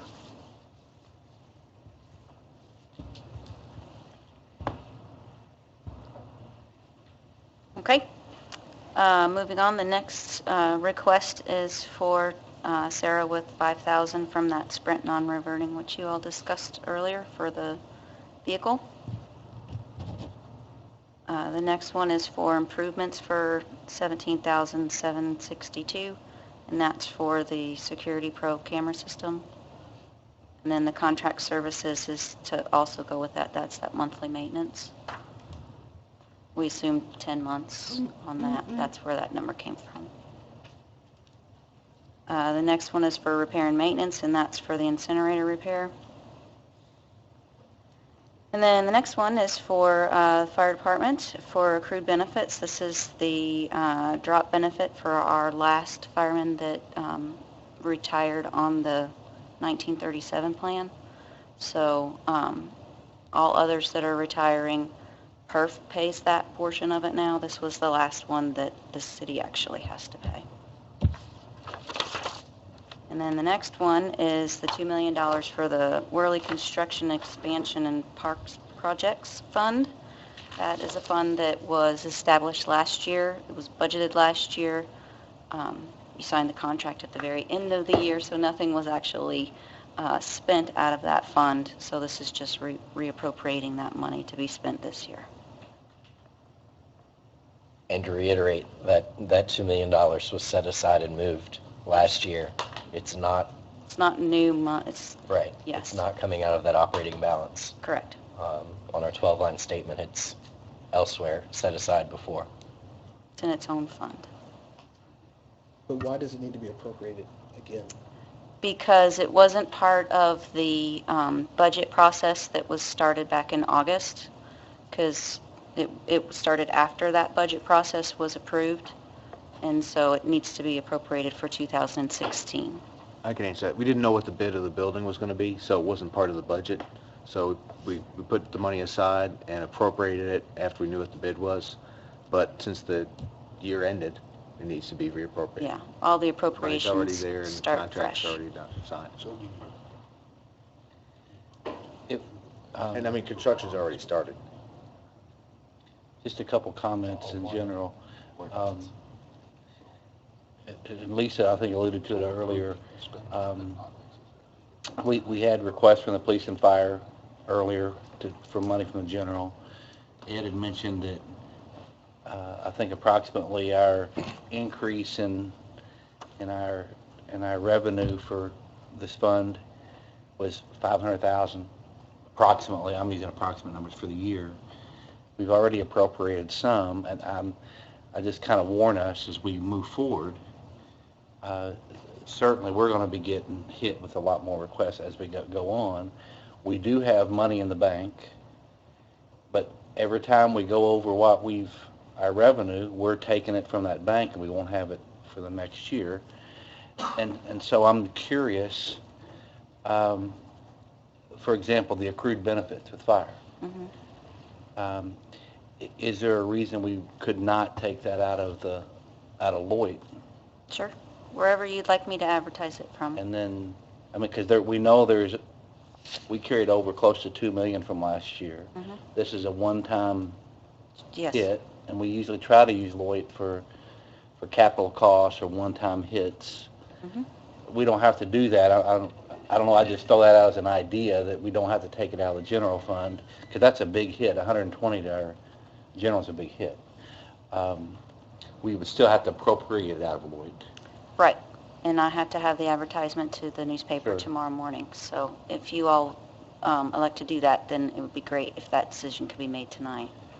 And then I thought that the couple other on here, the animal shelter, we were going to put on hold until we get the quotes. This is just the first hearing. This is what, I mean, you do what you want to do, but this is just to advertise. Yeah. Okay. I understand you want to do quotes, and we'll do quotes, but. It can also be We can change reduced. it. I'm with you. Can't go higher. I got you. I'm with you. If quotes come in, Yeah, very good. if quotes come in lower, we can reduce that The whole number. process, like my license. That way we're not delaying. I'm with you. Okay, so those were just some comments. Regarding the fire accrued benefits, we have the money in the budget for that, correct? No, that's not in the budget. That's what That's why we're doing this is that. adding to the budget, yes. We have the cash in the fund. Yes, Okay, we have the cash in the funds yes, to appropriate this amount. yes. Okay. I'm still a little confused on the $2 million. We have a signed contract. I was under the impression that all this was taken care of. So if money's appropriated once for a particular purpose, why are we here appropriating it again? It was appropriate, the cash is moved to the specific fund, so the cash is sitting in that Worley, what's it called? Worley Construction Expansion and Parks Project Fund. But to spend that money, you have to have it appropriated and by the council. It was appropriated last year for 2015, but appropriations only last for that calendar year. It wasn't spent. And it was not spent last year. So, and it did not, this is the first time it's coming up for the appropriation for 2016. Because appropriations don't carry forward. What'd you say? The appropriation did not carry forward to 2016. When we vote on budget and appropriations, only for 1 year at a time. Yes.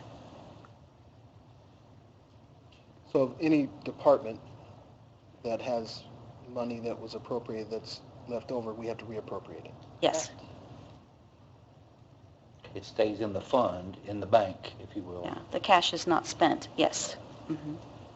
And that's how we've gotten financially strong, is we haven't spent it every year. Yes. And so the cash is still there. We just have to tell them how much of that they can spend. Yes. That's why you do a budget each year, because each year the budget expires, you have to do a new budget appropriation each year. Unfortunately, when we do budgets, I mean, it's in August, so we Yes. don't know a lot what's going to happen in September, October, November, December, you know.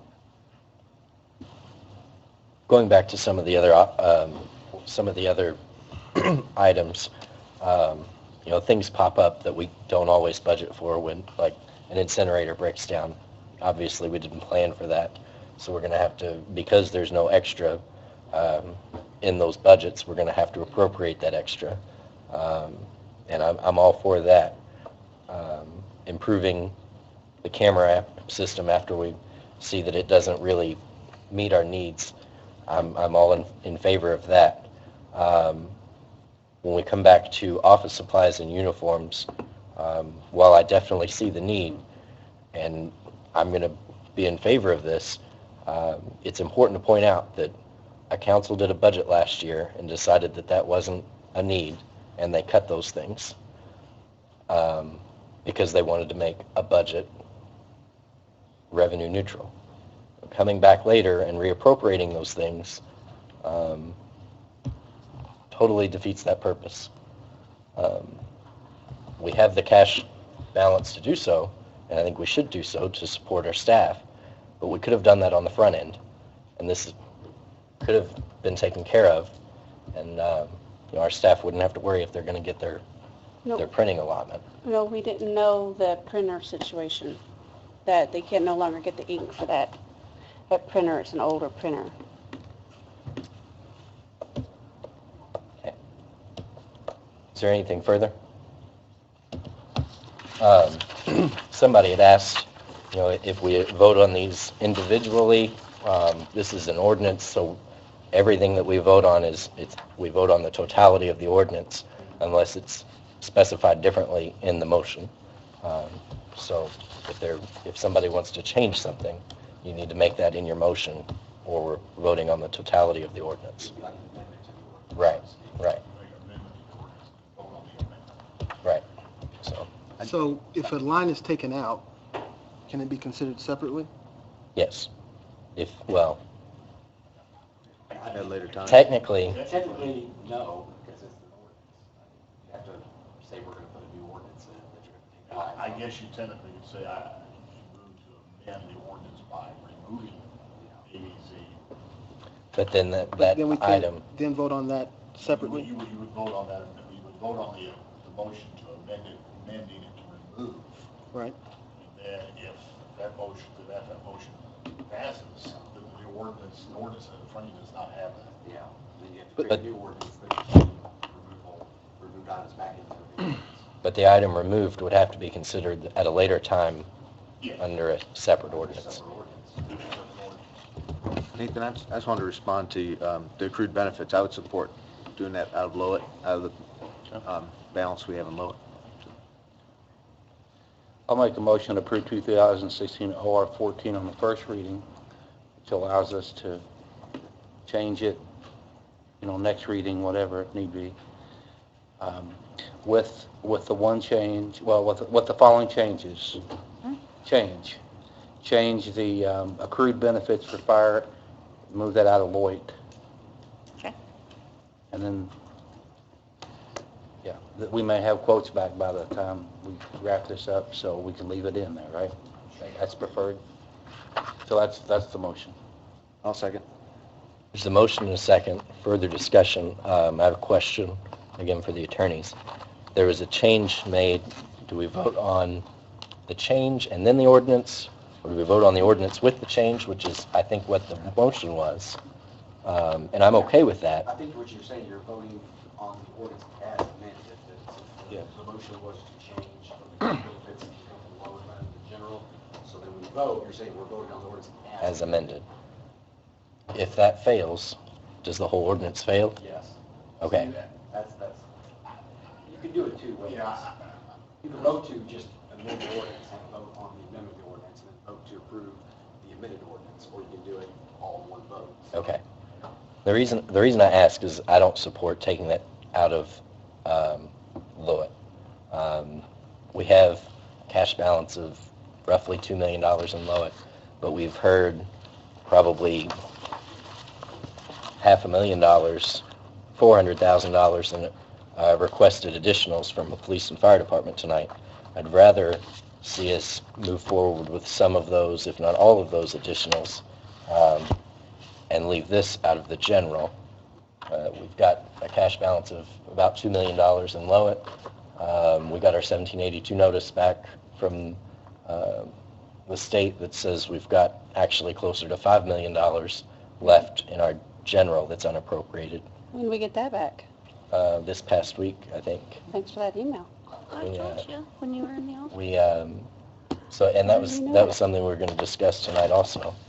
Is that the 1782 notice came back, and our revenues and our expenses came back much better than we anticipated. So we've got an additional 2.4, 2.5 million in reserves or in our operating balance that we hadn't considered before. So I'd rather keep this 120 out of the general to have a much less impact on the 5 million versus the 2 million that we need to do some additionals out of already. If I could ask, just for clarification, there's a motion and a second to approve the amended ordinance, is that correct? I think that was the Is that where we motion, are? yes. Okay.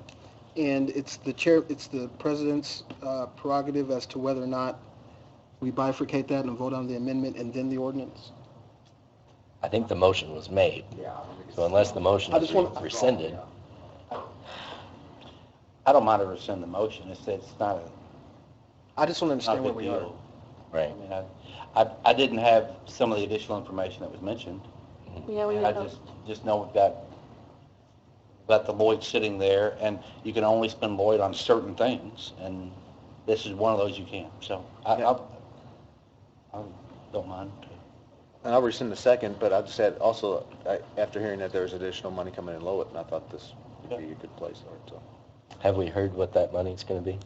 Instead of the 200,000 plus. Couple $100,000, yeah, Coming from the receipts, revenues. Income taxes. Oh, okay. I'm sorry. We estimated it at 2.3, and it's coming close to 2.5. I got you. Seemed like there's plenty of money there to do everything we need to do, at least for this year. So then you've rescinded the motion. I mean, that was just my opinion. If there are other opinions, please. I would agree with that. I would just put out there that there are a lot of important things here, and I believe that the $2 million should be considered separately. I was under the impression this was already done, that it's not something that this council would have to consider.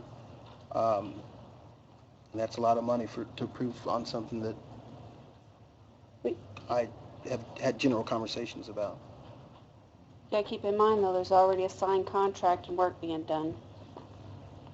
Well, I didn't approve of that contract, and I'm not saying that it can't be considered, but I don't think it should be a part of this ordinance.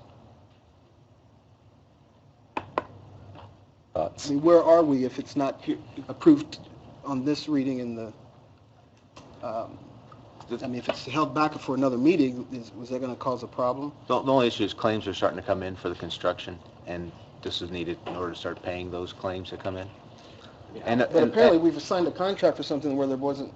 Yeah, there was money there, and there was a signed contract, and it was appropriated, but they didn't start making claims until this year, so now, because of the year, so Mr. I Lewis. mean, I would say legally, it's a legally binding contract, and work's being done. I mean, if it's not approved to pay the contract, so you get sued, in my opinion, you lose.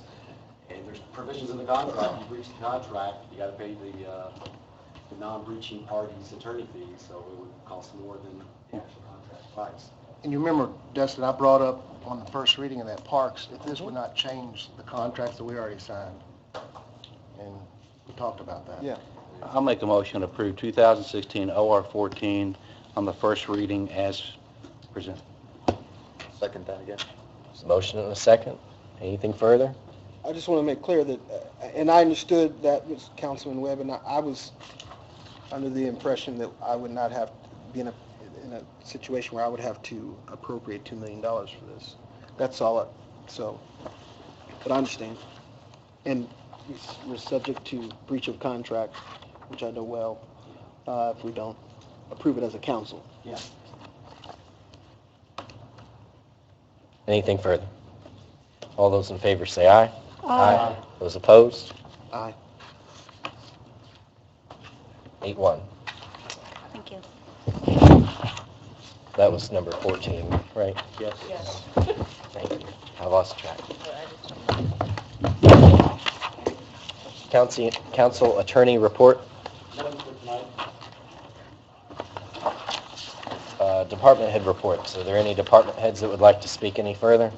I don't see any in the room. Oh, 5 nope. seconds. I know you've Great. been here a long time. I sent you guys an email about Stellar Communities designation. It's a program, it's a planning program. I'm pushing that forward. We've got about 28 days to make that LOI. It's basically a 2 or 3 page document. So I'll try to keep you guys in the loop as much as possible. But if we can get a designation, great. If we don't, that's okay too, because it makes us plan for the future. And we'll submit in the following year in 17 if we don't win this year. Just wanted to let you know. Thank you. Public comment, we have Scott Thomas down. I think he spoke previously. Is that right? He's not here any longer. Alice Butler? As a reminder, Ms. Butler, you'll have 3 minutes after you state your name and your address for the record. Okay, Alice Butler, 1773 Summerlin Place, Jeffersonville. $600,000 is a lot of money. It could repair roads, provide street lights, hire policemen or firemen, help the needy, help the animal shelter, or the homeless, or a lot of other things that would benefit the citizens of Jeffersonville. But instead, the taxpayers pay over $600,000 every 4 years to provide health, dental, and vision insurance to 8 of you on this council. None of us like to pay taxes, but we do. And we all want our tax dollars to be spent wisely. How can you say you are fiscally responsible and spend taxpayers' money on yourselves? All of you except one have full-time jobs. Not one of you gave up your full-time job to be on this council. The council is a part-time job. A city employee must work 30 or more hours a week on a regular basis to be eligible for insurance. But you're exempt from this rule. You're eligible regardless how many hours you work. As responsible individuals, I feel certain that all of you had insurance coverage for your families prior to being elected. And I doubt you even realized when you signed up for the insurance just how much this benefit is costing the taxpayers. Your $15,000 a year salary equates to $625 a meeting. But if you add the cost of your insurance, you're receiving another $20,000 a year in compensation for a total of $1,458 per meeting. Not bad for a part-time job. But why do the taxpayers owe you insurance when you have full-time jobs? One of you said you didn't enact this law. That is true, but so far not one of you has had the courage to step up and change it, which you could easily do. You said this is the norm for councils in the state. But after contacting several comparable-sized cities, I learned that this is indeed not the case. Greenwood, Lawrence, Columbus, Portage, Richmond, and others all said no. Their councils are part-time with no insurance. Aristotle said that because rulers have power, they will be tempted to use it for personal gain. But I hope this newly elected council will do the right thing. Change this law. Use this $600,000 for the benefit of all residents of Jeffersonville. Obtain your family's insurance through your full-time employment like the rest of us do. The people who elected you want you to be fiscally conservative, good stewards of our tax dollars. And you don't have to wait until the end of the year because the open enrollment period may have passed at your place of employment. Because when you lose coverage from one employer, it constitutes a qualifying event, and you can go back on your full-time employer's plan at any time. The time to do the right thing is now. Who among you will have the courage and the integrity to do the right thing? Thank you. We need a copy for the... Okay. That was all for public comment. We'll move on to council comments. Mr. White? Mr. President, would it be in order to have a discussion about Parks Authority appointments? We can certainly do that. Does anybody have any names that they would like, or does anybody on the council want to serve on the new authority? I have one person in mind that is interested as a citizen. But if 4 council people want to serve on it, then I would suspect that would not be preferable.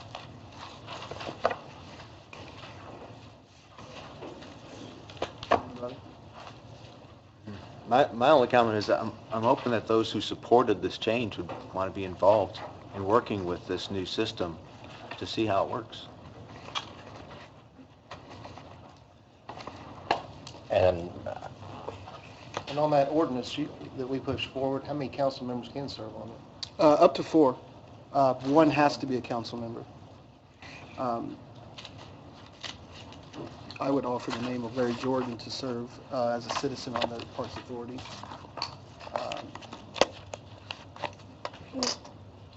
Larry Jordan.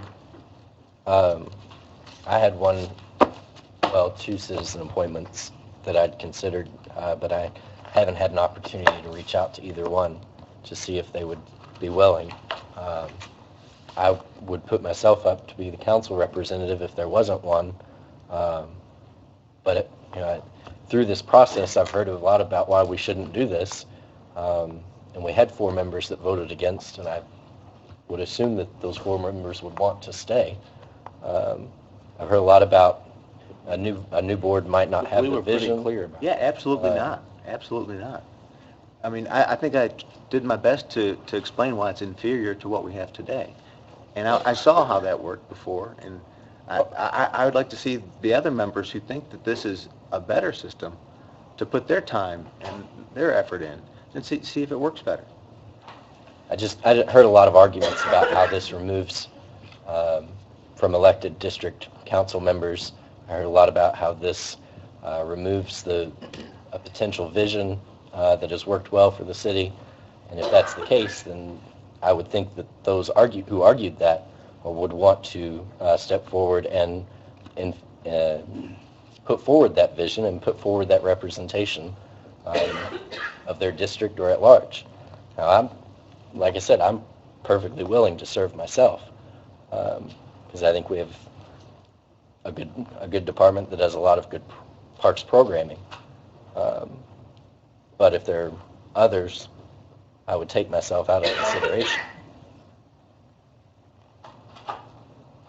Well, my thought on, as far as whoever our appointments end up being, I wouldn't want to approve anyone until you see the total list of applicants that were available, because Mr. Smith or whomever may be the first appointment, may be a significantly worse appointment than our 5th person who stepped forward.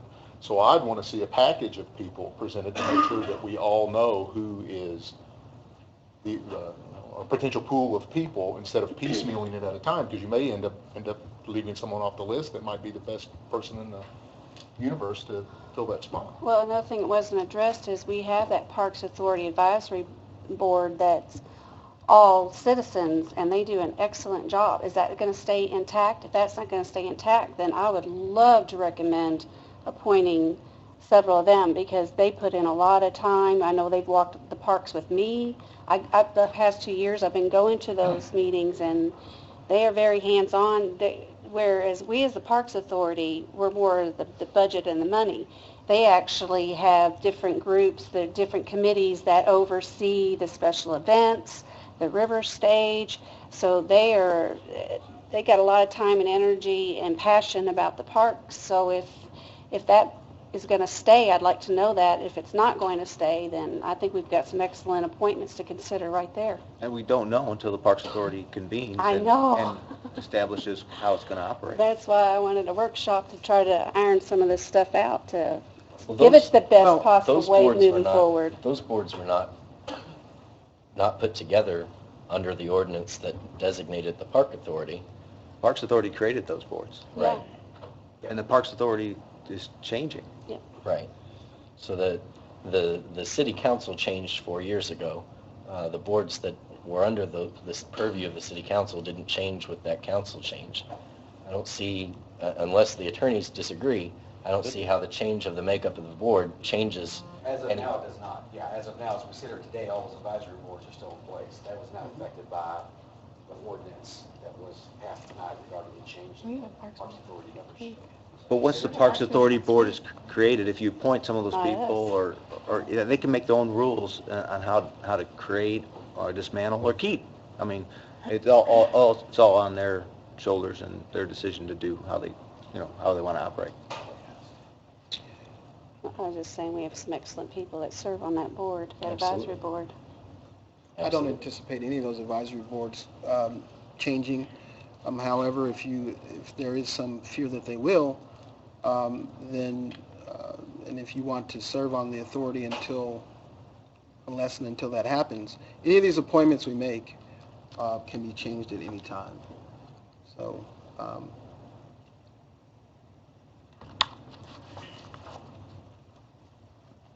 does anybody else have any other suggestions?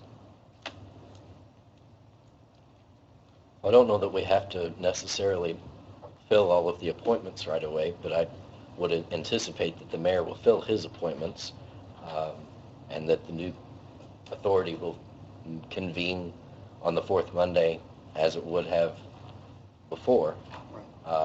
One of our appointments has to be a council member, so we know who those candidates are. We might as well make that appointment. And if Mr. White has another citizen candidate that he would like to put forward, I'd be willing to entertain that. And then move forward with two others as they're nominated.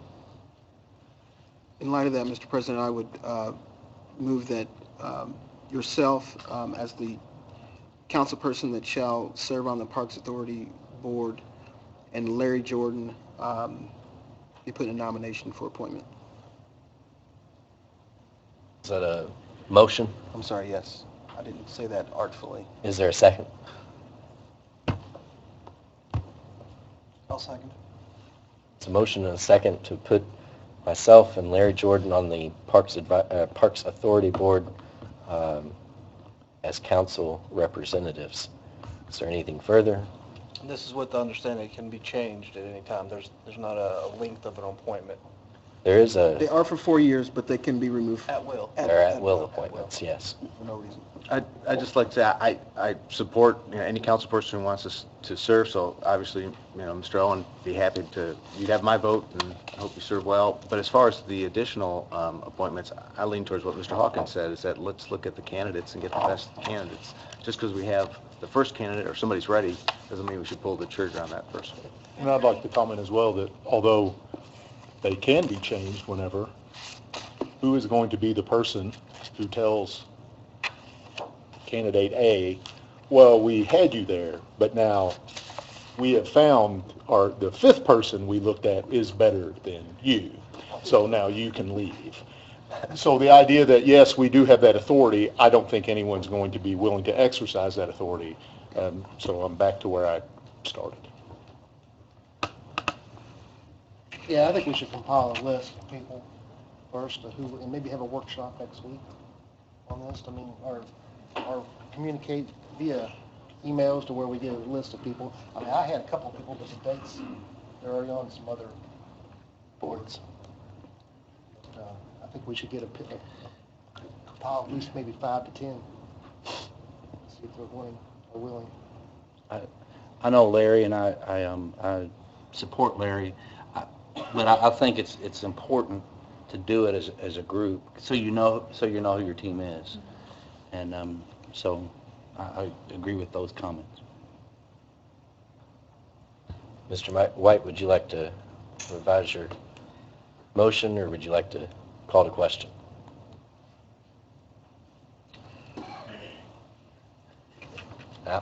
I would just add that I see the benefit to going ahead and making appointments, especially when we have a solid candidate, which I believe Mr. Jordan to be. But I also see the point that's being made that maybe we should consider all those together. I would, I can amend my own motion, right? Mm-hmm. I can rescind my second. Yep. Well, I just amended to remove Larry Jordan's name and move to appoint President Owen to the Parks Authority. And I'll re-second that. There's a motion and a second to appoint myself as the council person representative. Anything further? I would just add that I wish other council members would consider. But all those in favor say aye. Aye. Those opposed? Motion passes. Mr. White, did you have anything else? Yes, Mr. Owen. Almost said your Don't do that to me. Wow. The only thing I have to say is that at no other time have we waited for a list of people to be appointed to a board. We had 2 vacancies. I think that it's unfortunate that in light of having 2 vacancies, that would be the course of action. However, I look forward to receiving the names of interested people who want to serve on the new Parks Authority. Thank you. Mr. Z? No comment. Ms. Yan? No comment. Mr. Maples? No comment. Ms. Gill? I'd like to go back to the credit card thing that, I don't know if we might have to look at amending the ordinance, but I think that just kind of like put it full to, Heather, I really don't see why when they check the credit card out, when they check it back in, why they don't turn those receipts in.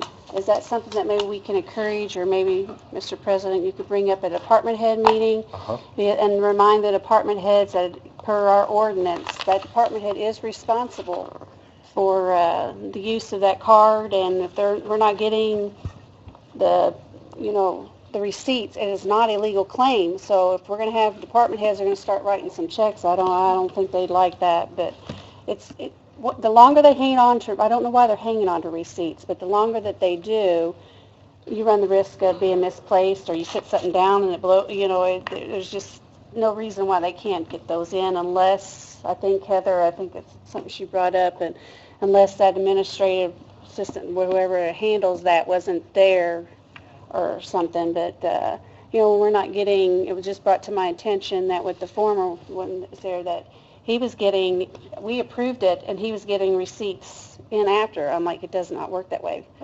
So I will recommend that nothing be approved. I was being told that it'll be looked at, or they're signed, but I just want to make sure they're legal claims when we're approving them. Can I ask a quick question? Yeah. Because I know when I use the credit card, which is very rarely, but there's a form that I have to turn in because I hounded a lot of the accounts people to get the receipts in to me, that there is a form that we fill out that puts the GL number and everything in it, and these receipts have to be attached. The purchase order that's requested at the time, and that's the way that the process was happening, was kind of like one person doing the purchase order and another person handing out the card. And the communication in my office was not there between those 2 people to make sure that there was a purchase order that was actually, gotten prior to getting the credit card. That process has changed now in my office, so that you can't get the credit card unless you have a purchase order. That's how it was before. Chad always made me get a PO, and Chad's the one that made me turn in that form. Well, what she's saying is some that were coming to check out a credit card were checking out credit cards without a PO. Did you get a PO? And they say, oh, yeah, my admin person took care of that.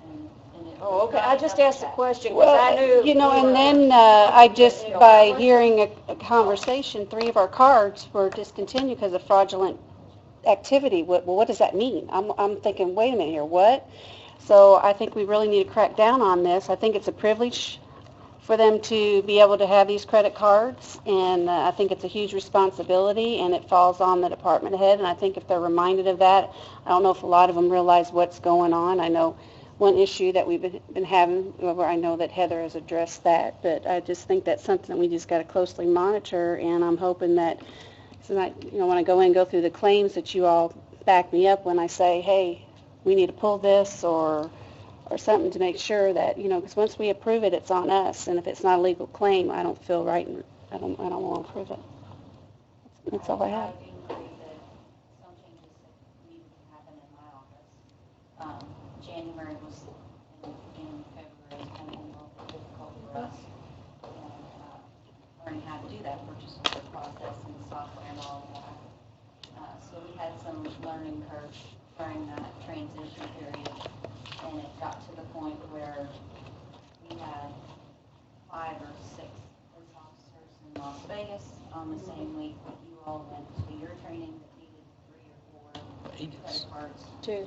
2 cards for you and 4 cards for them, and I need my money. had denied charges because it was fraudulent. And got a little hairy there that couple weeks, and so there are some changes that are going to happen in our office just to kind of tighten that up a little bit. And I hope that it will be better, but we will definitely change that. I think having the receipt come in when you turn in the credit card is going to be a good process.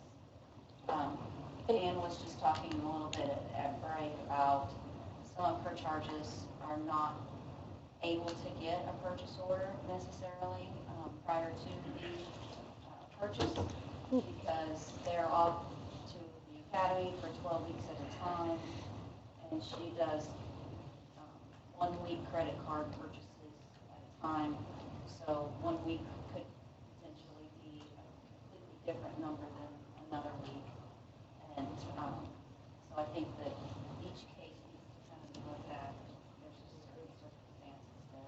They have no idea how much they're going to need in a week or have other kind of charges on it. So I think that there are some exceptions to that. And then there's, as she mentioned, something else about a contract that she has that's, they have the credit card number, and it's an automatic thing that happens every month, and every month it's a different amount. I don't remember what kind of monitor, I don't know if it's monitoring or something like that, but that potentially doesn't have a dollar amount that you can tag to it. It would be hard to guess on some of those things, so we really try to work with the departments, but I do think that if they start hearing that it's going to come out of your pocket if you don't turn in the receipt, then maybe that will get affected. Thank you. That's all I have. Mr. Hawkins? Mr. Webb? No comment. Mr. Samuel? Unfortunately, I do.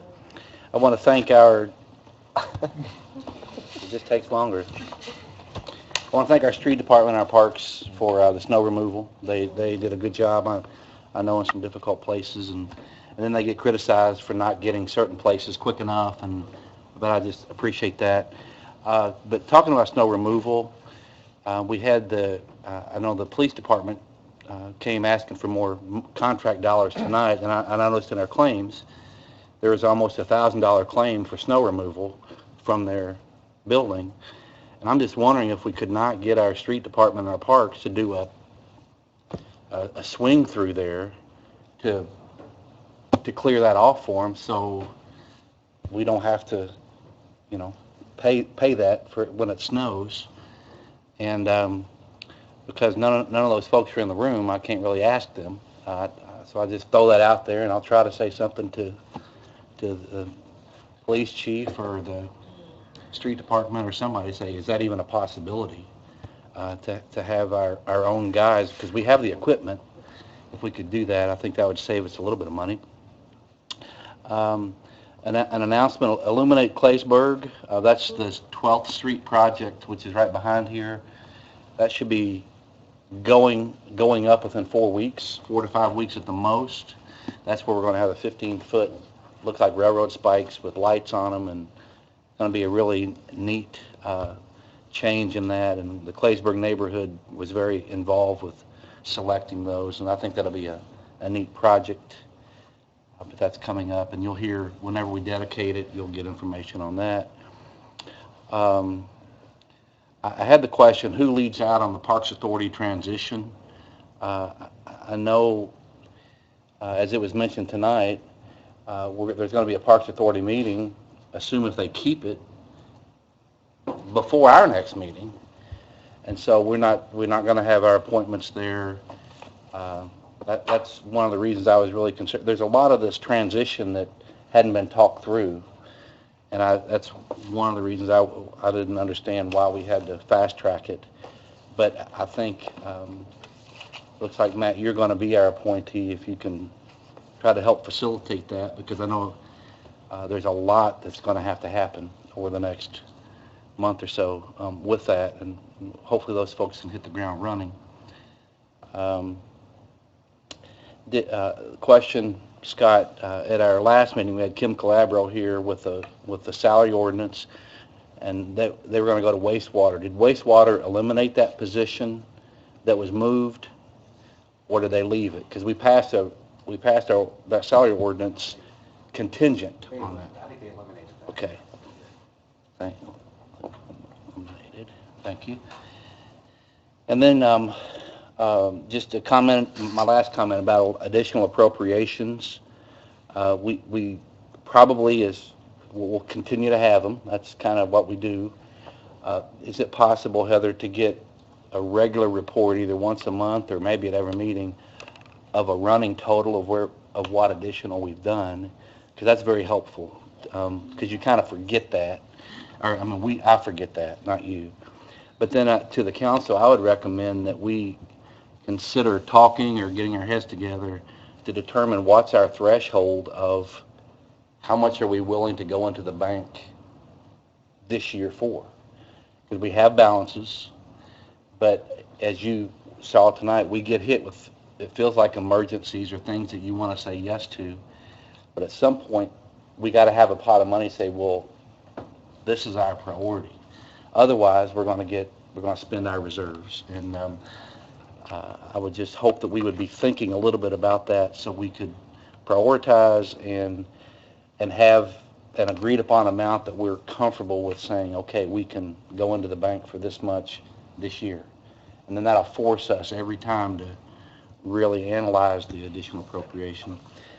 And just a reminder, what happens is when we give additional appropriations to whatever department that asks for it, we need to think ahead, because next year's budget, they're going to say, I need that money next year. And then when you cut it next year, then they scream and they come back and they say, no, you cut my money. So it's kind of like once you do it, the threshold's higher for them. So we need to think in terms of that.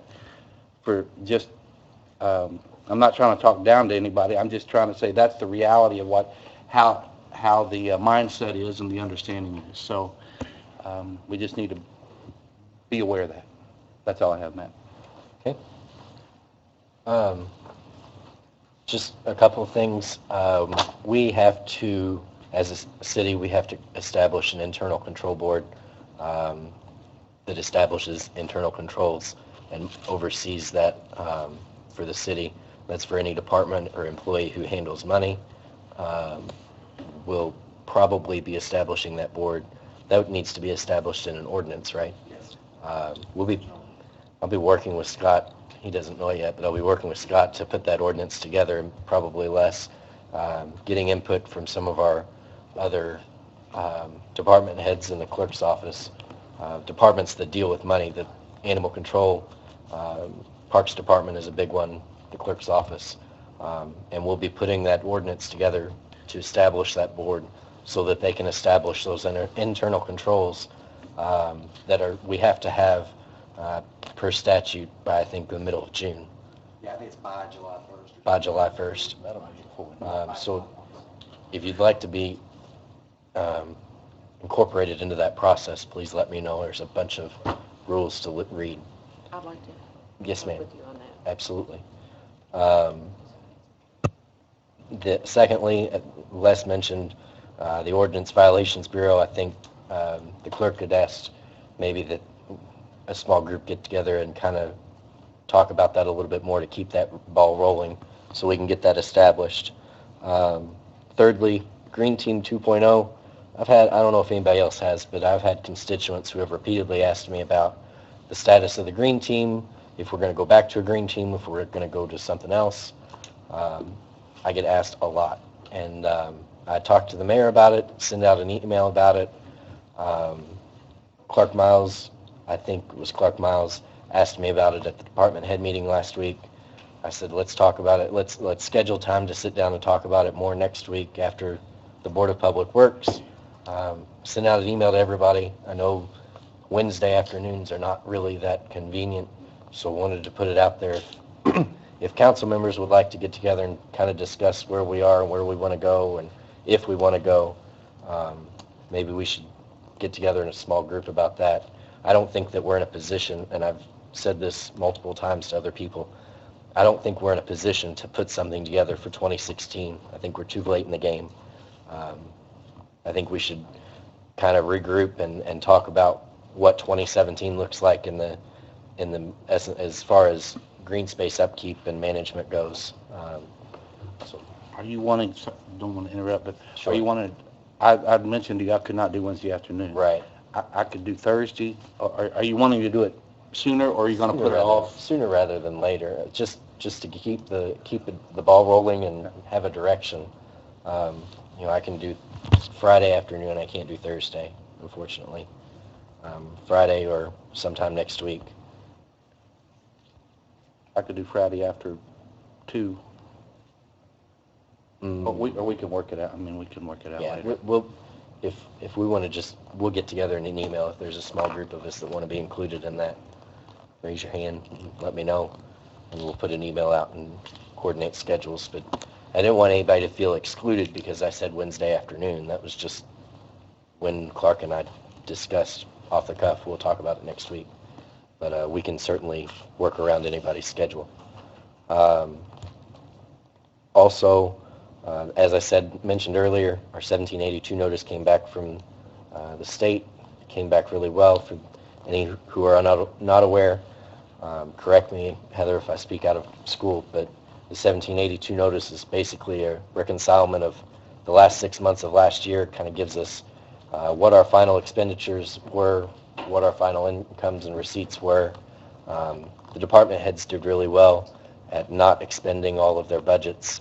And we were able to retain, $2 million? And then with a little extra income that we didn't anticipate, we've got an operating balance now of right around $5 million that can be appropriated if necessary or used in the future. We're still waiting on our circuit breakers to know what that impact is going to be. And I think that Heather and I sat down and kind of identified maybe some places in the budget that we can shift money and have a little more breathing room. And that's something that we can talk about after we get our circuit breakers back. I have one thing I want to ask you about, but it's not important to everybody. Oh, the sewer board is having an executive session to discuss the consent decree on Friday at the North Wastewater Plant at 10:30. They have invited us, but because it's advertised as a sewer board executive session, we can't have more than 4 members present. I plan to attend. Ms. Gill said that she plans to attend, and I think Mr. White wants to attend as well because it's the consent decree deals with his district mostly. Mr. Samuel. I'd like to go unless if somebody else, Scotty, if you want to go, I'll let you go. That day, so I can't. See, stuff. Okay. So I think it's 10. When is it again? 10 or 10:30 on Friday. Let me check. 10:30. 10:30 on Friday a.m. this Friday. at the treatment plant in River Ridge. Yeah, the office Right. conference room at the North Plant. After that executive session, we need to schedule a sewer work session with the sewer board. I know we've been here 4 hours tonight, and it's getting exhausting having these workshops back to back with the council meetings being part-time and all. Yeah, we're only part-time. But it is necessary. So we need to schedule a work session with the sewer department to go over what comes of that executive session.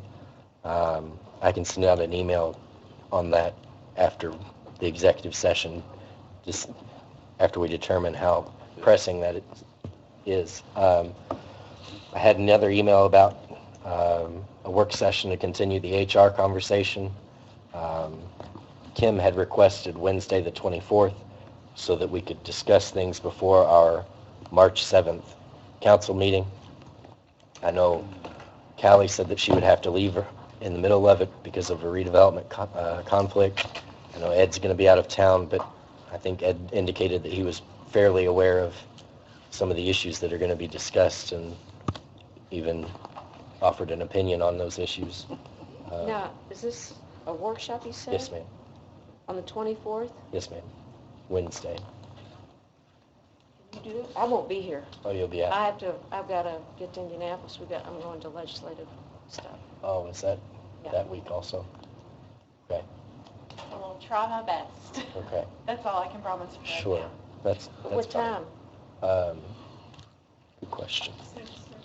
Or no, 5:30. 5:30 is what we had said. My problem is if she can't, I don't know what we're going to do. Right. I also have to go to Yeah. you guys can take some good Right. we need to make money. So I don't know if you want to consider I rescheduling. think we need to reschedule, because that's something that we're going to be needing to make sure we have. We'll be there other than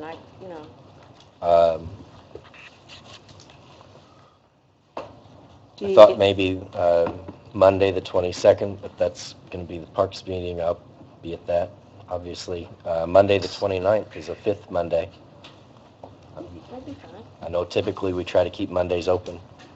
That would still leave room to get things on the agenda for the 7th meeting. The 29th would be okay. Work for me? I might be out of town. You may be out of town.